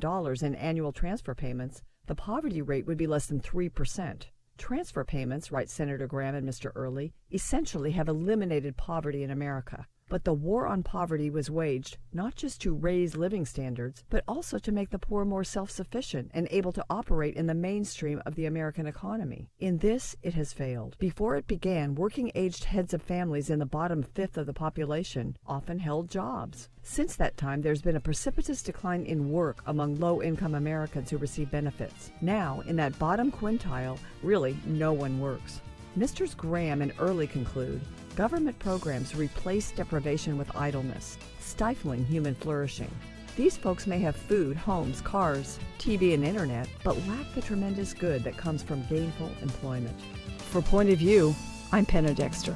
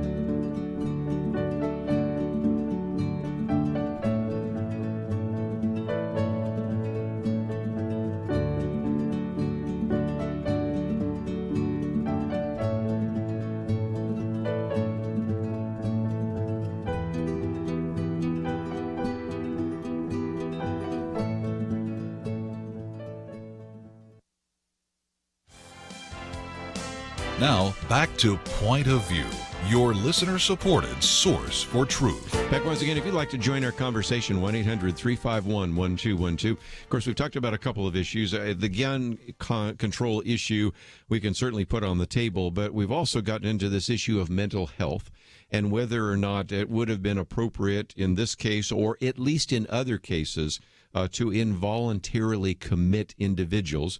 We had somebody yesterday, Debbie, call in and say, they're starting to even have the National Rifle Association saying, we might allow a red flag kind of law that says, and we've seen this before, individuals, and I've seen this in my extended family, when they got older, depressed, having dementia, make sure that I know how to get into the gun storage lock and gun safe, but no one else does. So I think there are some things we can do, given the fact that not everybody's mentally healthy. But the broader issue, I think, is back to what you said. When you take God out of the classroom, you take prayer out of the classroom, you don't talk about the value that each person has value. You allow people to be bullied. You have cyberbullying. You have individuals that are in broken families. And then you have a level of visual violence that young people are seeing today that is unprecedented in the history of Western civilization. The number of violent images they see on television or these violent video games. I'm not saying that every kid that plays a point-and-shoot violent video game becomes a shooter, but some do. And so that's a toxic mixture that you put all together. I don't think any one thing explains all of those factors, but you mix all that together, that's why we have the problem, don't you think? Yes, I'm so glad Lathan made the point just before our break about this whole issue related to gun control. And to finish the point I want to make, what you were saying is, I think that the mental health aspect of all this that we didn't really talk about is very challenging, because the people, to Lathan's point, you can't make a perfect society. You can't make everything safe and nothing, some policy and nothing bad will ever happen again. That doesn't exist anywhere in the world. So given that, we'll put that out there. But we do attacking mental health challenges, inspiring people to be confident to speak up and say, my neighbor or my son or my whoever it is has really got a problem, and I to be willing to speak up, and then hopefully have the authorities back you up when they do talk to the person. I don't know in California if they were too lax in deciding they had too high a standard you had to meet in order to involuntarily commit someone, but that may have been the case. And the other factor we didn't mention is this gentleman was ex-military, and there was some reference to PTSD and whether we gave adequate care to his mental health when he came back from service, because a lot of people do come back just really unsettled and rattled. And it's a very hard, I have to say, I'm a big proponent of individual liberty and not wanting the government to have more power. And so I struggle with this when I hear people saying, well, we should lock them up more quickly or put them away involuntarily, because that certainly historically has been used to target people that were enemies of the state, to just label them mentally healthy, mentally unhealthy, and lock them up. So there's that tension in creating the right policy. Yeah, I agree.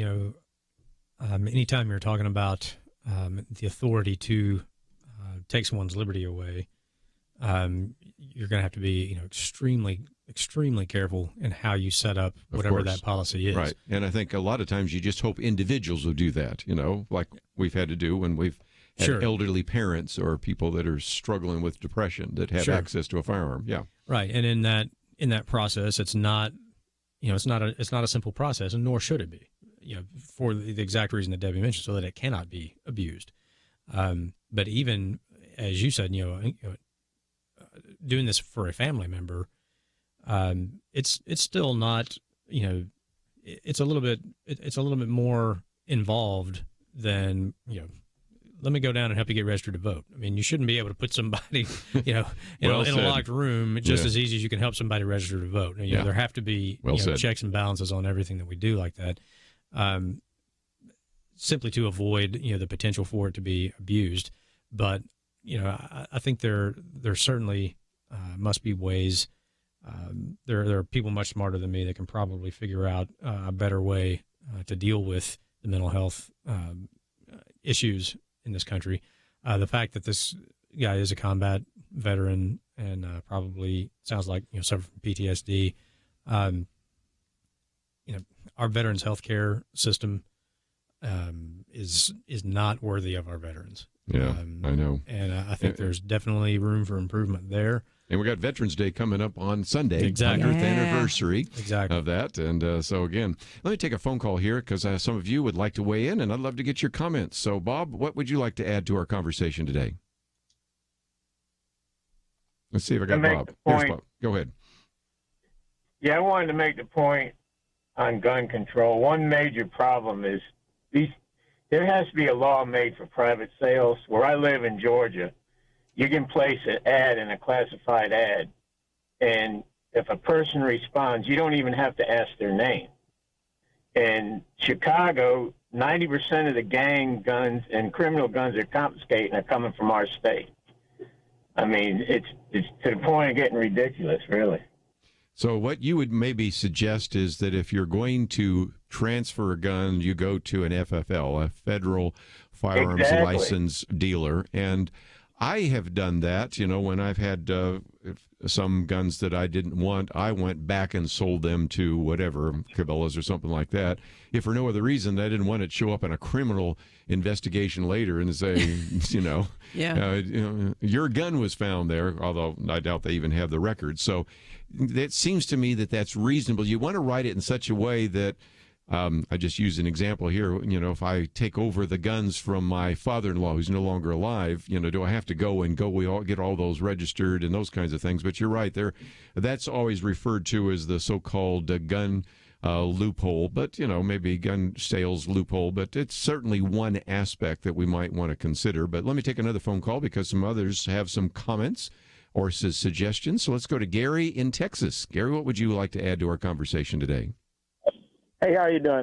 There are some comparisons. First of all, the question that I want to pose to your group here is, are they see all guns as equal in terms of lethality? Do they really do that? Do your panel really see all of the guns they were talking about 150 years ago, as having the same lethality now? The manufacturer of the drugs don't even believe in that concept, which is not true in pharmacology. In pharmacology, the drug manufacturers recognize that the government has the right to have controlled substances, which have a lethality.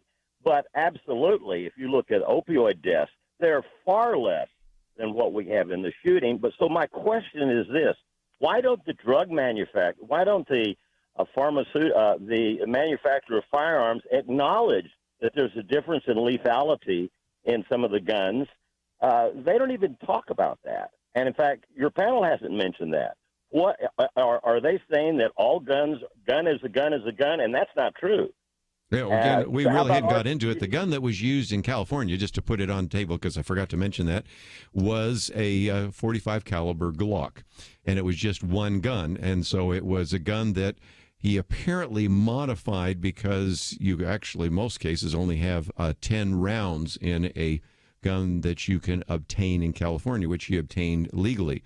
Now, your good point's well taken, because let's use the other extreme, and since I'm coming to a break, I'll just use that one. When you go to Aurora, Colorado, he had a tactical shotgun, he had at least one kind of rifle, but he also had a handgun that had one of those cylinder types of magazines, so he could shoot a lot more bullets. So obviously there are very significant differences between those. But let's take a break, because we have one of those mandatory breaks coming up. And when we come back, if some of you want to still join the conversation, we will certainly continue that. But also we want to talk about a few other things, whether or not CNN should still have all of these press credentials for Jim Acosta. And while we're talking about Acosta, we're talking about those that accosted Tucker Carlson's house. So we got a lot more to cover. We'll do that right after this. Protect the health of the nation. Join the Point of View Truth Team. Pointofview.net/team. Pointofview.net/team. Or call 800-347-5151. So there's this guy named Jordan. He's a healthy guy. He's a dad of 6, and he works as a guide in Alaska. And he goes to the doctor, true story, he goes to the doctor, and he's diagnosed with cancer, stage 4. And here's the thing. He had switched earlier from medical insurance to Medishare, where Christians share each other's medical bills. So the question for Jordan and his wife, Jenny, was, is this actually going to work? Our medical bills exceeded $160,000. Medishare members shared all our bills. And it was about more than just the money, too. This is a real community. Medishare is a family, a group of people that stick with you through the hardest times of your life. I just don't know how I could have done it without Medishare. It's so worth looking into. There's a reason this is growing so fast. So if you want to find out more, here is a number for you. 855-90-BIBLE. That's 855-90-BIBLE. Point of View will continue after this.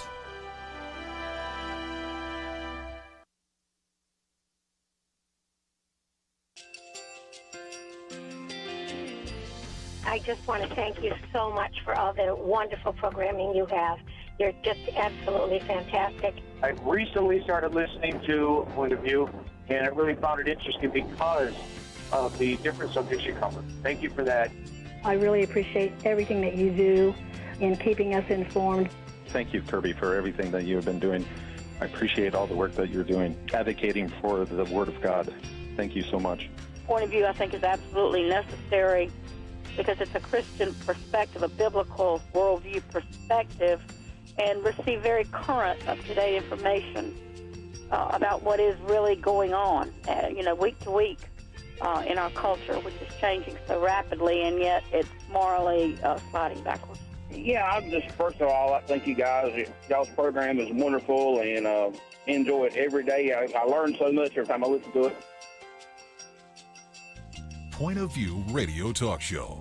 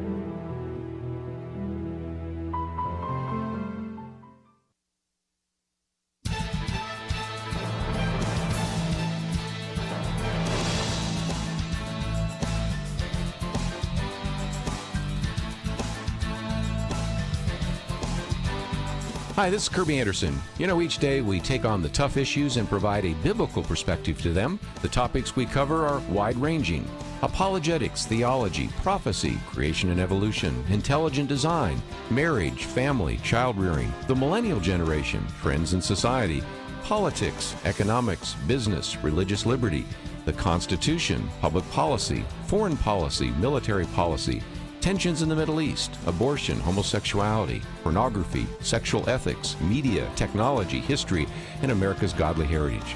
We talk about anything that affects your faith, your family, or your freedom. So don't go anywhere, because Point of View continues right now.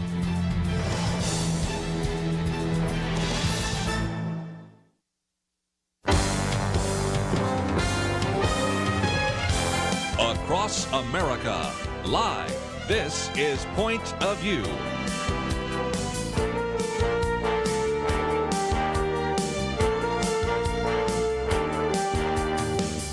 And now, Kerby Anderson.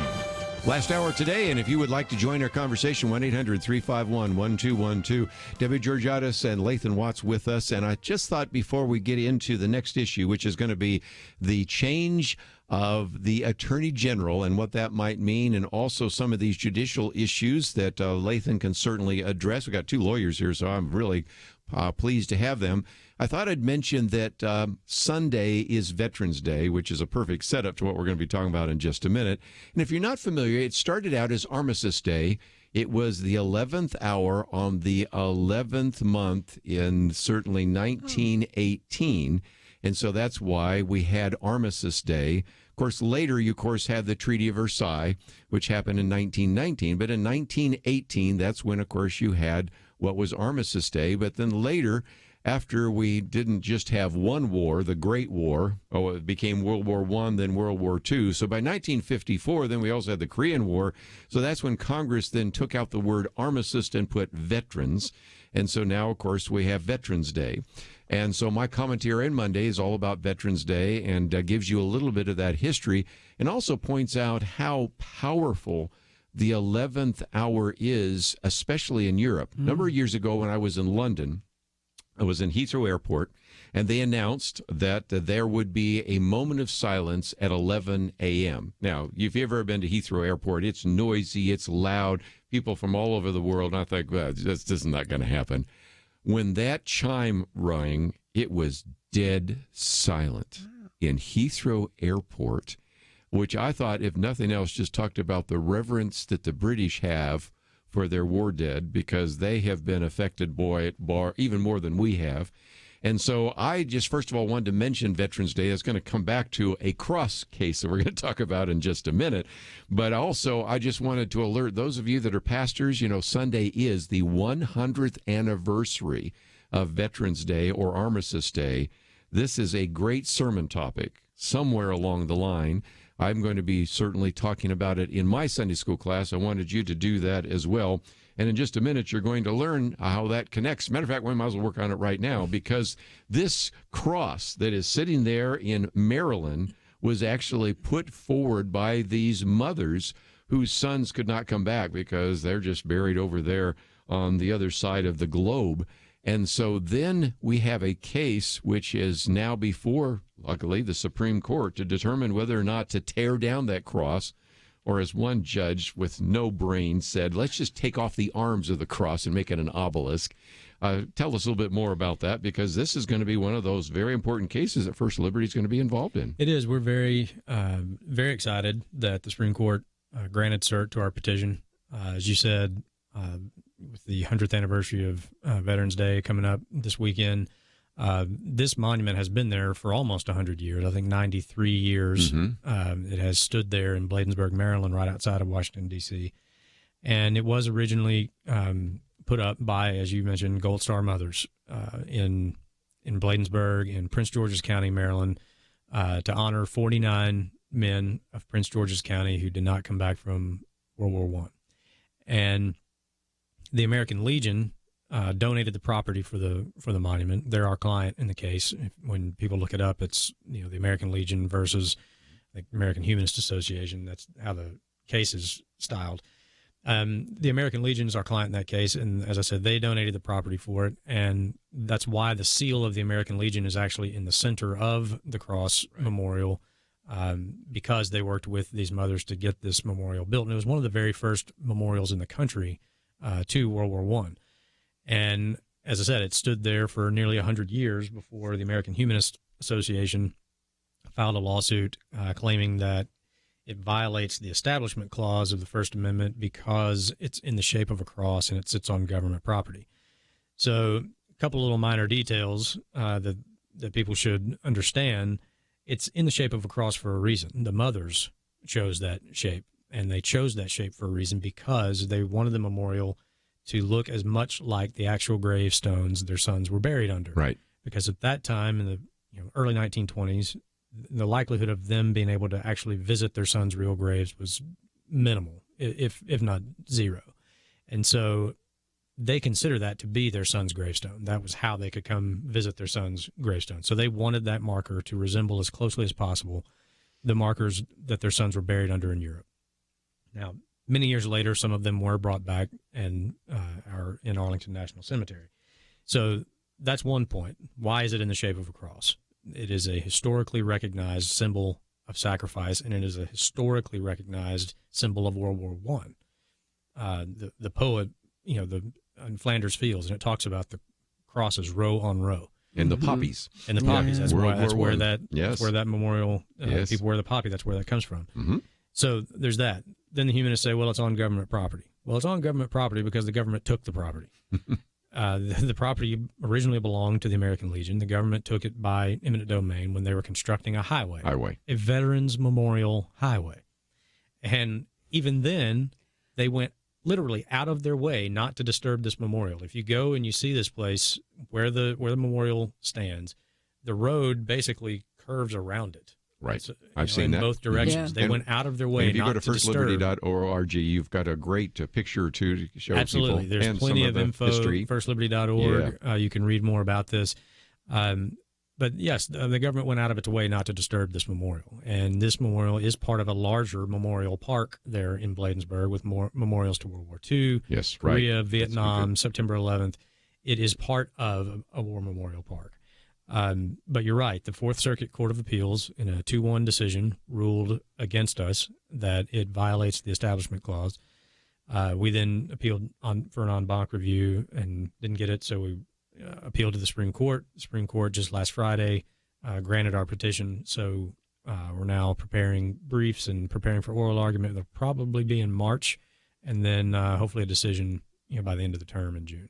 I see some of you want to speak to this issue. We're going to come to a break here, so when we come back, we'll take some of your phone calls. But, Debbie, this is kind of interesting that here, if you say you have to tear down this cross in Maryland, in the Fourth Circuit Court, wouldn't that mean you'd have to tear down some of those crosses in Arlington National Cemetery? Thousands and thousands and thousands. It's actually, I make this point like every time we talk about this case, but I don't like the idea that it could be decided on the based on the narrow facts that, well, these women were replicating the cross, that what they thought their son's gravestone were probably like, some not in America, and they were that it's only valid because it has a historical symbolism to them, because that makes it very narrow. And it does leave the question, what about Arlington then? Yes. And so, the broader notion of a religious symbol on public land, I wish we could get around to court saying it's just fine.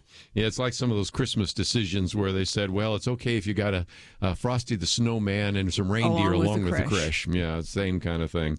Our humanist friends say, well, I'm offended by a cross. Well, I'm offended that one judge said, I know, let's just take the wings off the cross and turn it into an obelisk. So, it goes both ways. I see some of you want to speak to this issue. By the way, if you go to firstliberty.org, I love it. It's on Supreme Court to hear Bladensburg World War I memorial case, and it gives you a lot of history, and we have a link, and all you have to do is click on that link right next to Lathan Watts' picture. We'll take some calls, and we've got a lot more to cover, especially when we talk about the Attorney General. All that coming up right after this.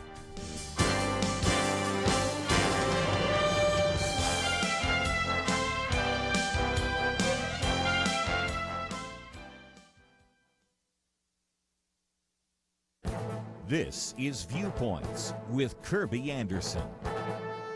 Progressive partisans want to reform the U.S. Senate because of its unequal representation.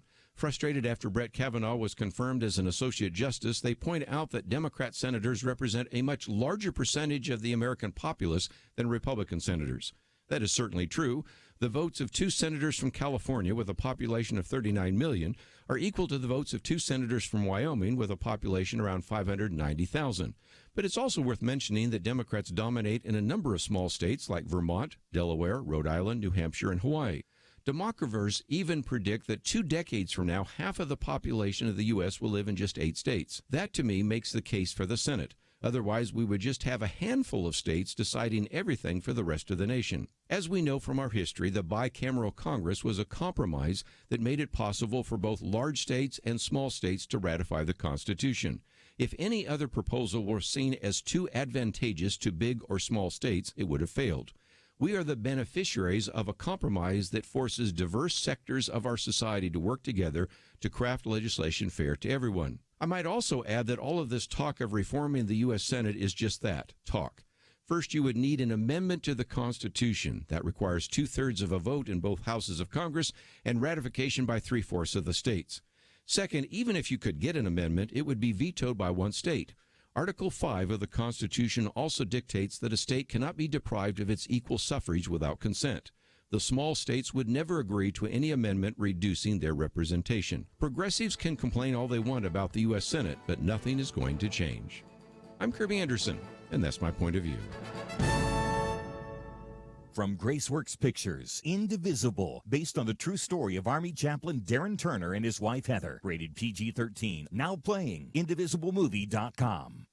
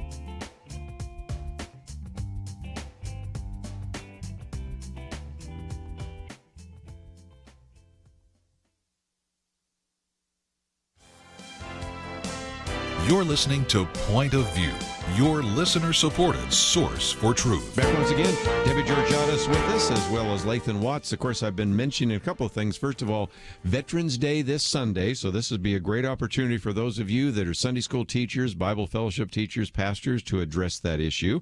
You could also tie it into the Bladensburg Cross and encourage people to pray and encourage them to go to firstliberty.org. Also to be praying about Coach Kennedy. We might even know before this day ends. And, of course, that's a petition that's on the website. And, of course, we have some other cases. But let's see if we can take some calls. Let's go to the Commonwealth of Massachusetts first. WSEW. Pamela, I think you want to make some connections there. So help us out. Hi, I'm an art teacher and very much into history. I'm a public school teacher. And it dawned on me while I was listening to the conversation early on that the movie Monument Men was a historical representation of what happened with the Nazi Germany going around and taking down all the art and all the monuments and getting rid of culture. And so just, basically this is the same sort of thing. And it's very disheartening to know that when, we need to keep our history in place so that we can honor the past and see the mistakes that have been made, and understand that these things are markers. They are points, on the, infinity calendar of life on Earth. And to erase that kind of thing or take it away is just a really bad, thought process that's going on there. So yes, definitely be praying for that to have that shift happen and shift back to what needs to be held in place for forever. Yes. Well, again, you live in a state, Massachusetts, that has done a very good job of keeping some of those monuments and some of those historical facts, even though some of the people now might disagree with some of those. And I think it's the first time we've actually quoted from a George Clooney movie to make a case, Monument Men. But if you haven't seen the movie, of course, Matt Damon and all sorts of people are in it. And just a reminder again, Lathan, that when you take down the cross, it isn't just you're taking down the religious ideas and icons that offend a few of our secular-minded people. You're taking down our history, and I love the connection there. When dictators come into possessions of power, they take down the churches, they take down the crosses, they take down the memorials and the monuments because they're trying to create a new world, a new utopia. And so when you hear someone seriously suggesting cut off the wings of the cross, that tells me everything about why you need to really work all you can to make sure that you win this case in the Supreme Court. You're exactly right, and Pamela's right. The dissenting opinion in the Fourth Circuit, because it was a 2-1 decision, right? I believe it was the dissenting opinion that said, we forget what we don't see. Yes. And that it's not, great line. Good line. If that goes away, not only will there be no marker for those 49 sons of Prince George's County, but there will be nothing to remind us of that sacrifice. And people need to know that people were willing to die for liberty in this country and for the liberty of others in this country. And no, go ahead. No, so Lathan, please go ahead. If you were Kerby, you mentioned, in you see it around the world when any sort of totalitarian regime tries to take over or there's a battle for control in a country. Religious liberty tends to be the very first flashpoint in those cultural battles, because any sort of totalitarianism, name your ism, socialism, communism, fascism, whatever you want to call it, it cannot abide people having an allegiance to an authority higher than the government. And therefore, religious liberty is always a flashpoint in conflicts like that. Now, I'm not saying that the 3-judge panel of the Fourth Circuit is trying to institute a totalitarian regime in America. Please hear me correctly, my friends in the Humanist Association. That's not where we're arguing. But if we're going to talk about something being a symbol, being iconographic, and we see this with discussion of all sorts of symbols, whether it's statues or flags or whatever you want to call it, there's a tendency to take the offended party's interpretation of that symbol and say that must be it, but that's the only interpretation to that symbol. Mm-hmm. And to Pamela's point, if you take it down, there's no conversation starter. The American humanists who drove by that monument and were so offended that they filed a lawsuit is free to explain to his or her kid how bad this is to have government, establishing a religion in this country by having this monument. And those of us who look at it and see it as a symbol of here are men who are willing to die for freedom have the exact same opportunity as long as it's there.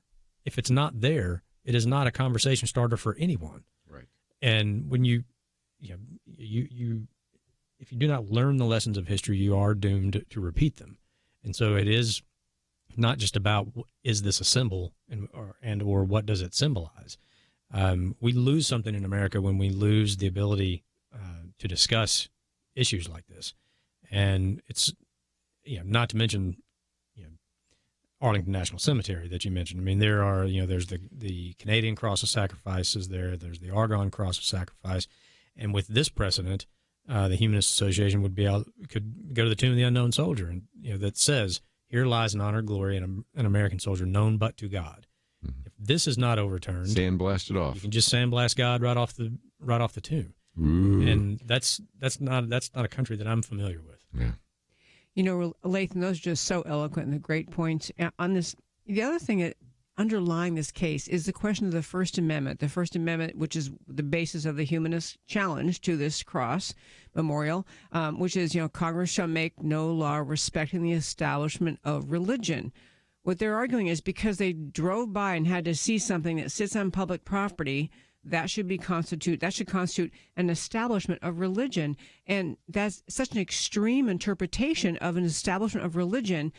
It's not like the government said everyone must be Presbyterian from now on. It is an extreme interpretation, and you're exalting their right to never be offended by something they might see and equating that with a constitutional standard, which is, I think that alone makes it a crazy case. Sorry, go ahead. No, you set it up for the next caller who wants to say something very similar. So let's go to Georgia. Matt on the Good News Network. Matt, I think you agree with what you just heard Debbie Georgatos say. Yes, sir. I'm not prepared to ask permission to execute my rights. You know, the people, they want common sense gun laws. They want to tear down this monument or cut the arms off the cross. I have to tolerate them and their opinions, but they don't want to hear me. They don't think that I should have an opinion. I should be able to say something. I should be able to express myself. And that's totally wrong. So again, tolerance goes only one way. In other words, you are supposed to tolerate my progressive ideas, but I have no responsibility to tolerate your conservative ideas. And coming back to what Debbie just said a minute ago, because that gets back to Matt's question, and I've got some others here, but we'll get to that one. First Amendment wasn't attempting to try to say that there could never be public expressions of religion, because after all, the same individuals that pushed through the First Amendment also established chaplains in the United States Senate.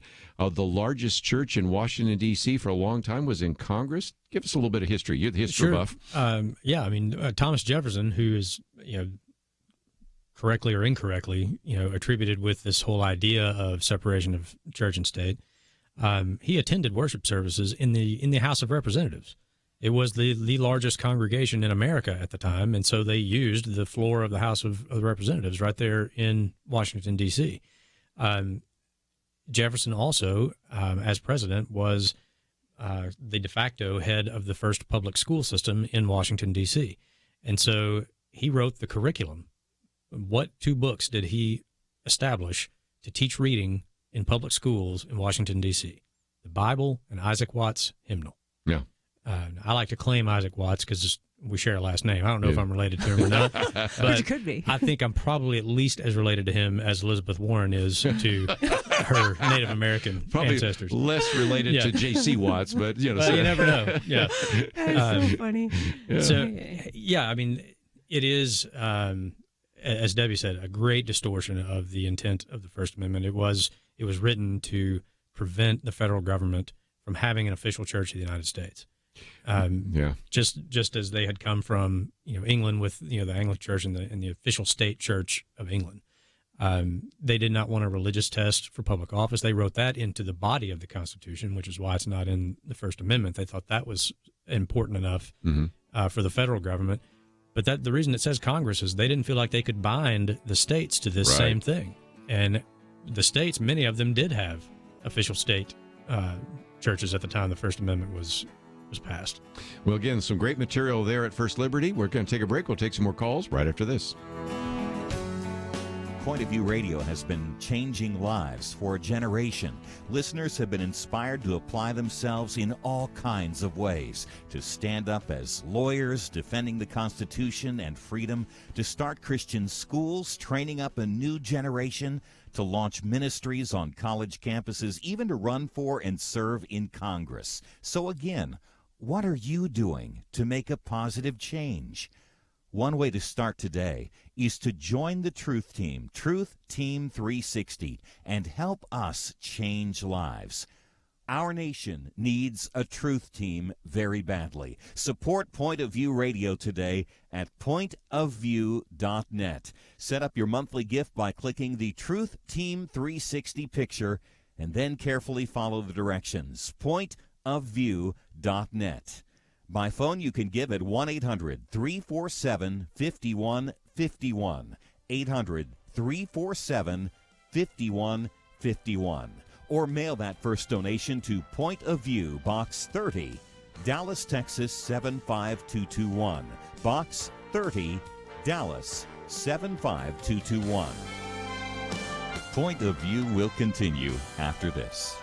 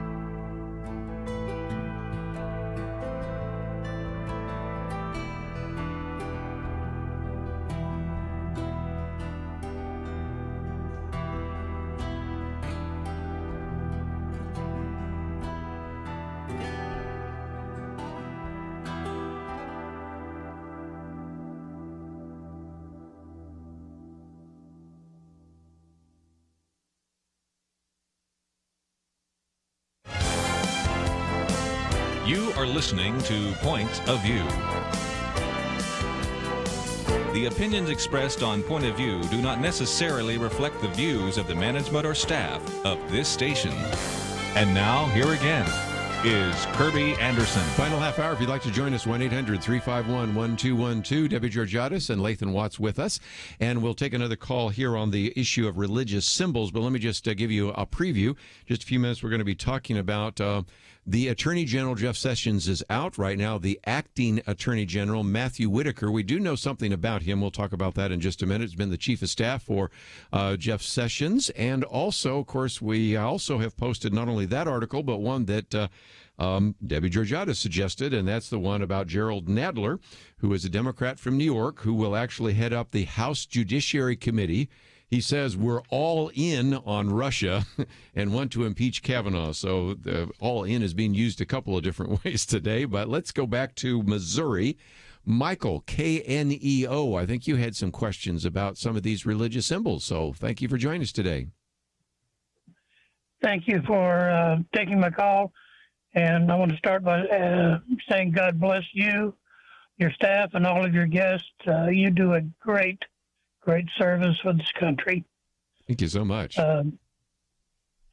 My question is, although this particular lawsuit that we've been talking about targets the cross that's on the government property, if that were to be voted to be illegal, does that mean that all of the religious symbols in Arlington and in the area would have to be torn down, or just the crosses? Well, that's why at First Liberty we defend people of all faiths. Michael, we have Orthodox Jewish clients, we have Buddhist clients, Hindu clients, Native American Sweat Lodge clients, you name it, we have defended it.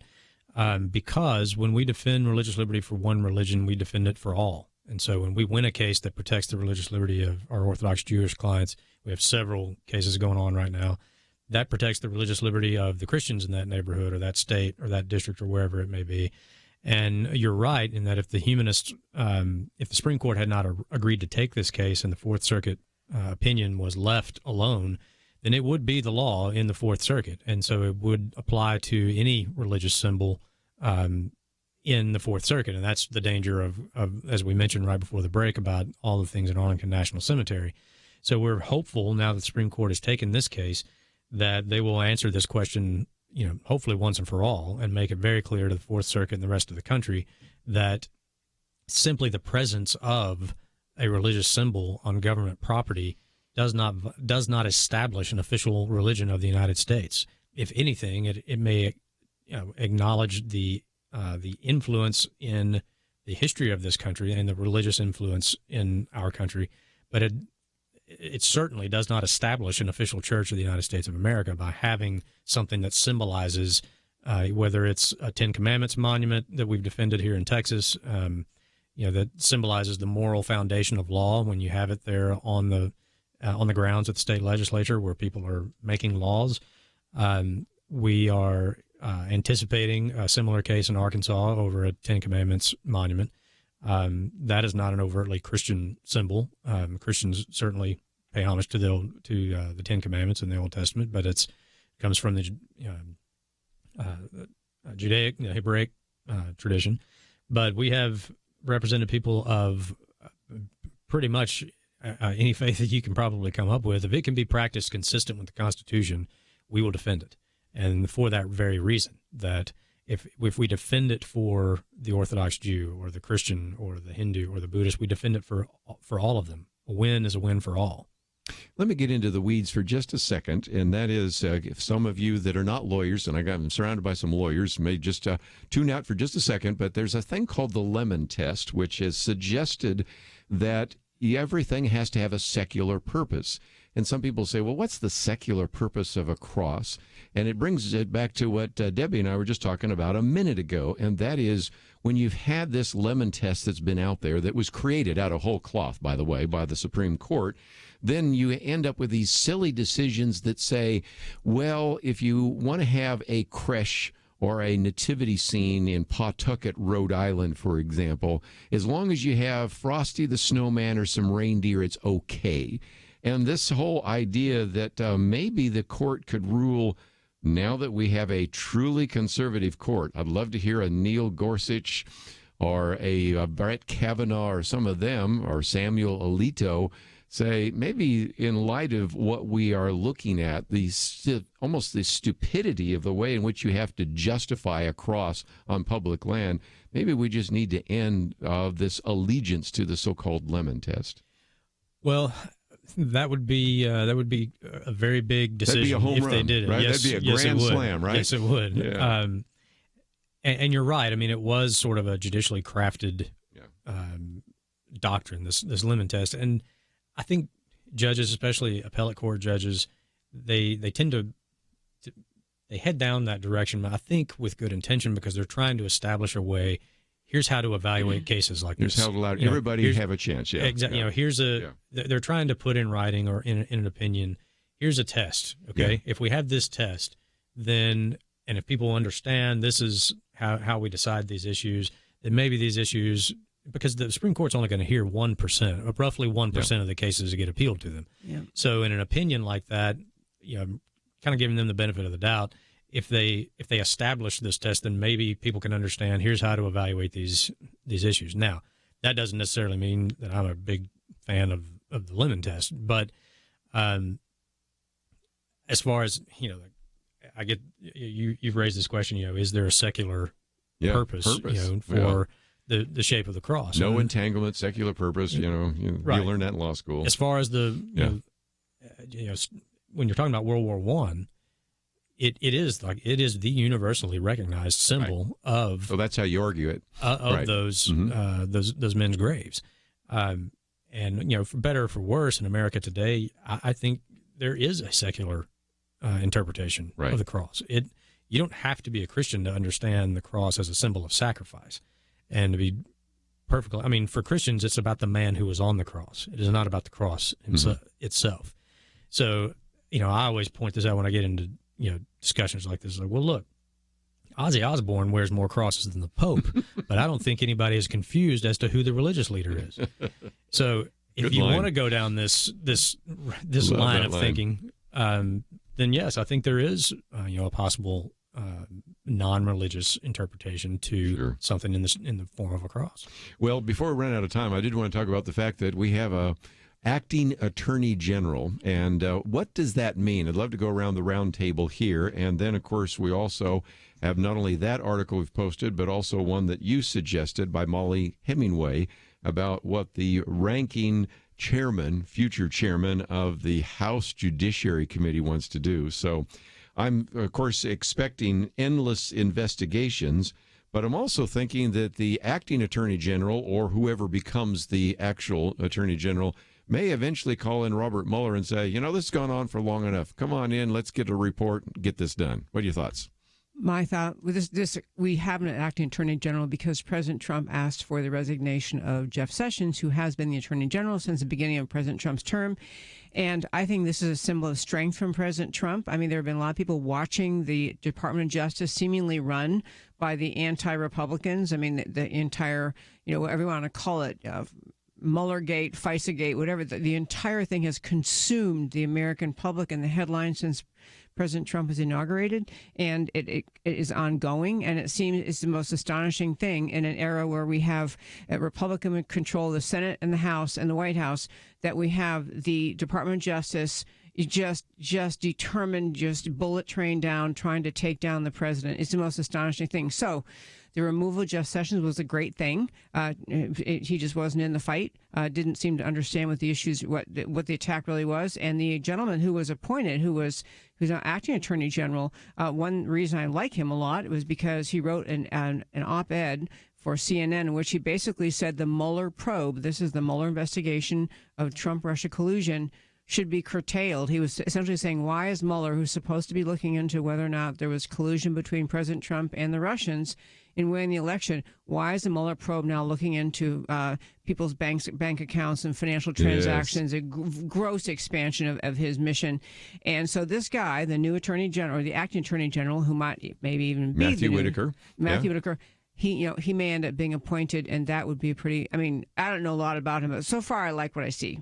Well, if nothing else, when we come back from the break, I'll ask the question that's on CNN these days, whether this is another example of the Saturday Night Massacre. Now, for you young people, this is where Richard Nixon asked that indeed he would fire Cox and did not. And so he asked Elliot Richardson to do so, and he decided to resign. Asked William Ruckelshaus to do so, and he resigned.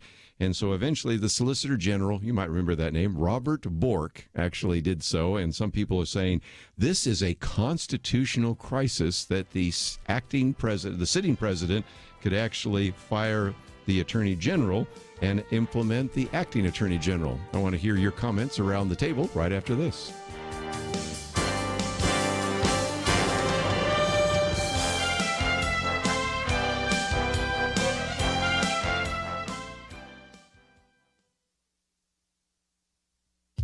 We often hear that the war on poverty, launched during the administration of President Lyndon Johnson, hasn't reduced poverty. It's true that since 1966, the first year that saw significant spending in the war on poverty, the poverty rate, as reported by the U.S. Census Bureau, hasn't budged. It remains at about 14% of the population. During that time, government transfer payments to low-income families increased in real dollars from an annual average of about $3,100 per person to about $34,000. But the transfer payments emanating from means-tested programs including food stamps, Medicaid, the portion of Medicare going to low-income families, children's health insurance, the refundable portion of the Earned Income Tax Credit, and 87 others don't count as income in figuring the poverty rate. The government counts as income what is actually earned, plus anything low-income Americans receive from Social Security or unemployment insurance. In a Wall Street Journal op-ed, former U.S. Senator Phil Gramm and John Early, who served in the U.S. Bureau of Labor Statistics, state that if government counted these missing $1.5 trillion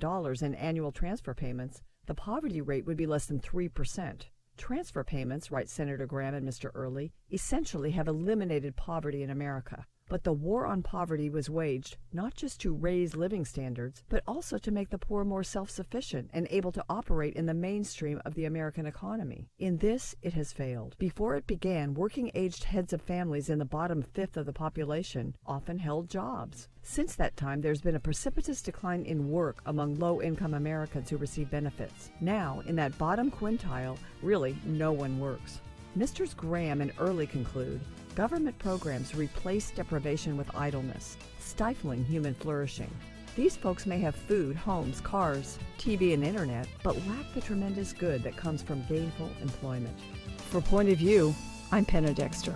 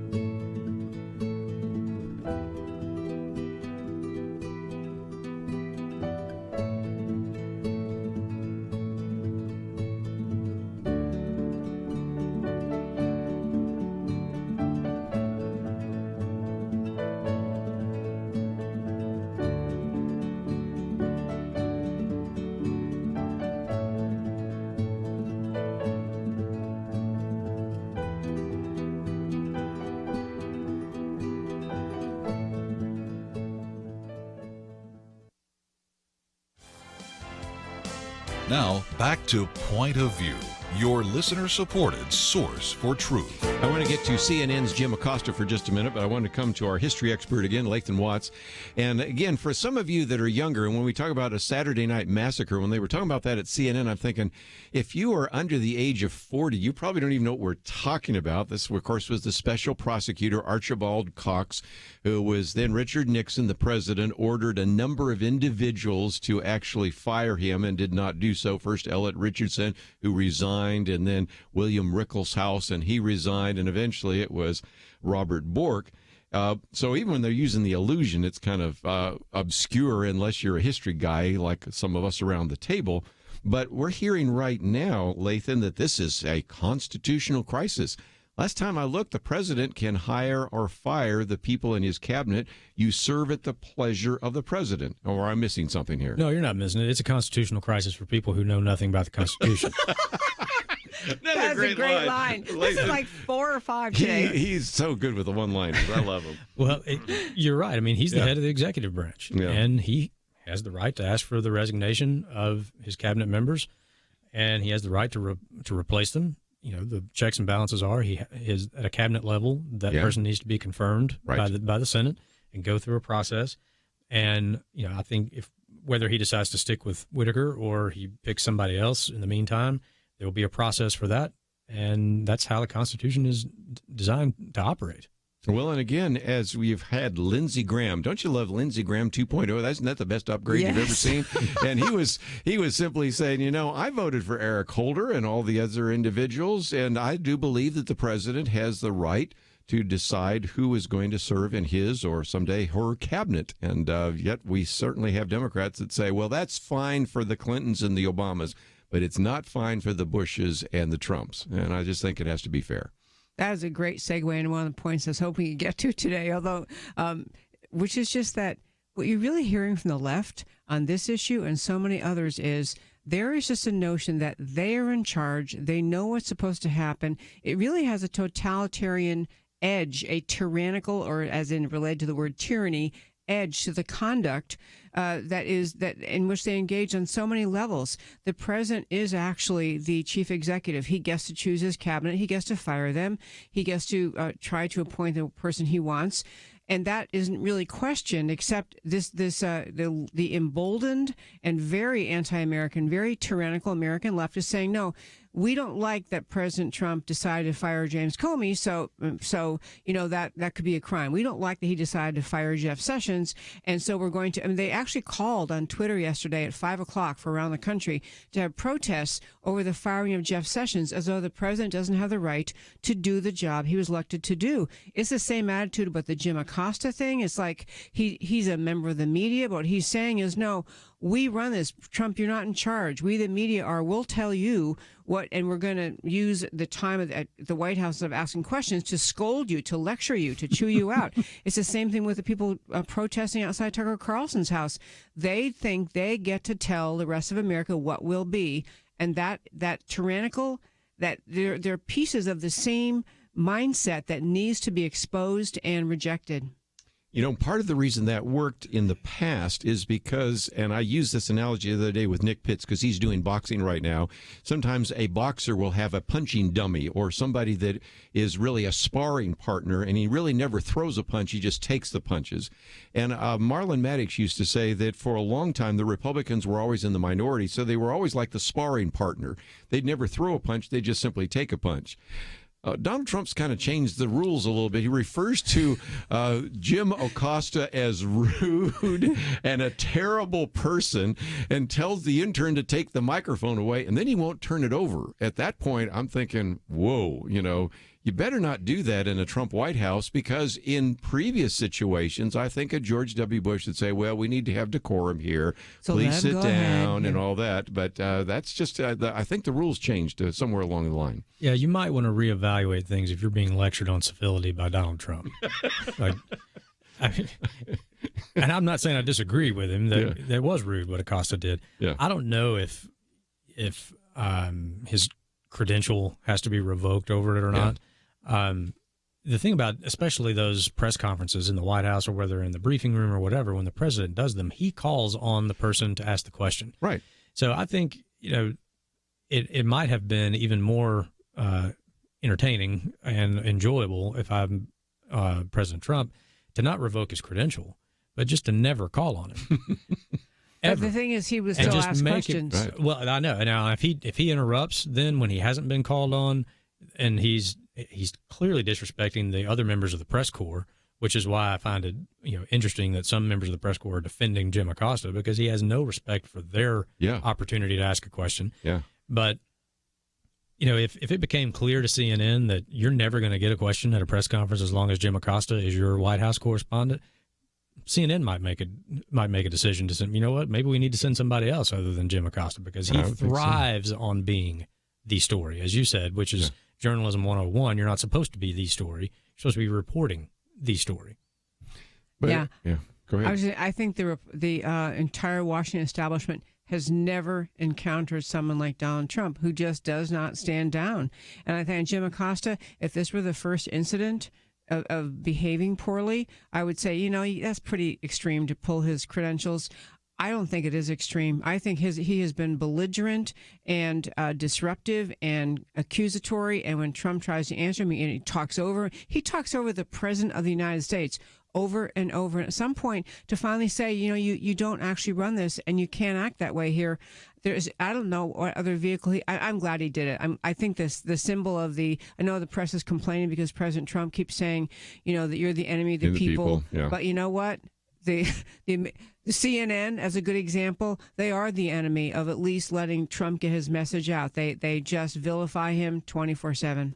Well, again, Sam Donaldson used to be a little bit obnoxious, but nothing like Jim Acosta. So I think we're coming to a different venue. But let me real quickly just see if we can wind down.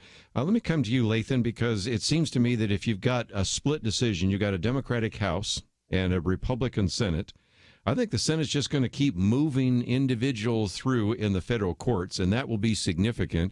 I talked about Lindsey Graham 2.0. Mitch McConnell 2.0 is a pretty good upgrade as well, and I think he's just going to keep moving those people through, don't you think? And Chuck Grassley, chairman of the Judiciary Committee. And, if there's a silver lining for what just happened in this election, it is, as you said, the Senate's not going to really have a whole lot else to do other than confirm judges and other appointments, because anything coming out of this House is going to be DOA in the Senate. I mean, are you even going to have a vote on tax hikes in the Senate? Are you going to consider which subpoenas came out this week or which articles of impeachment were filed by the House?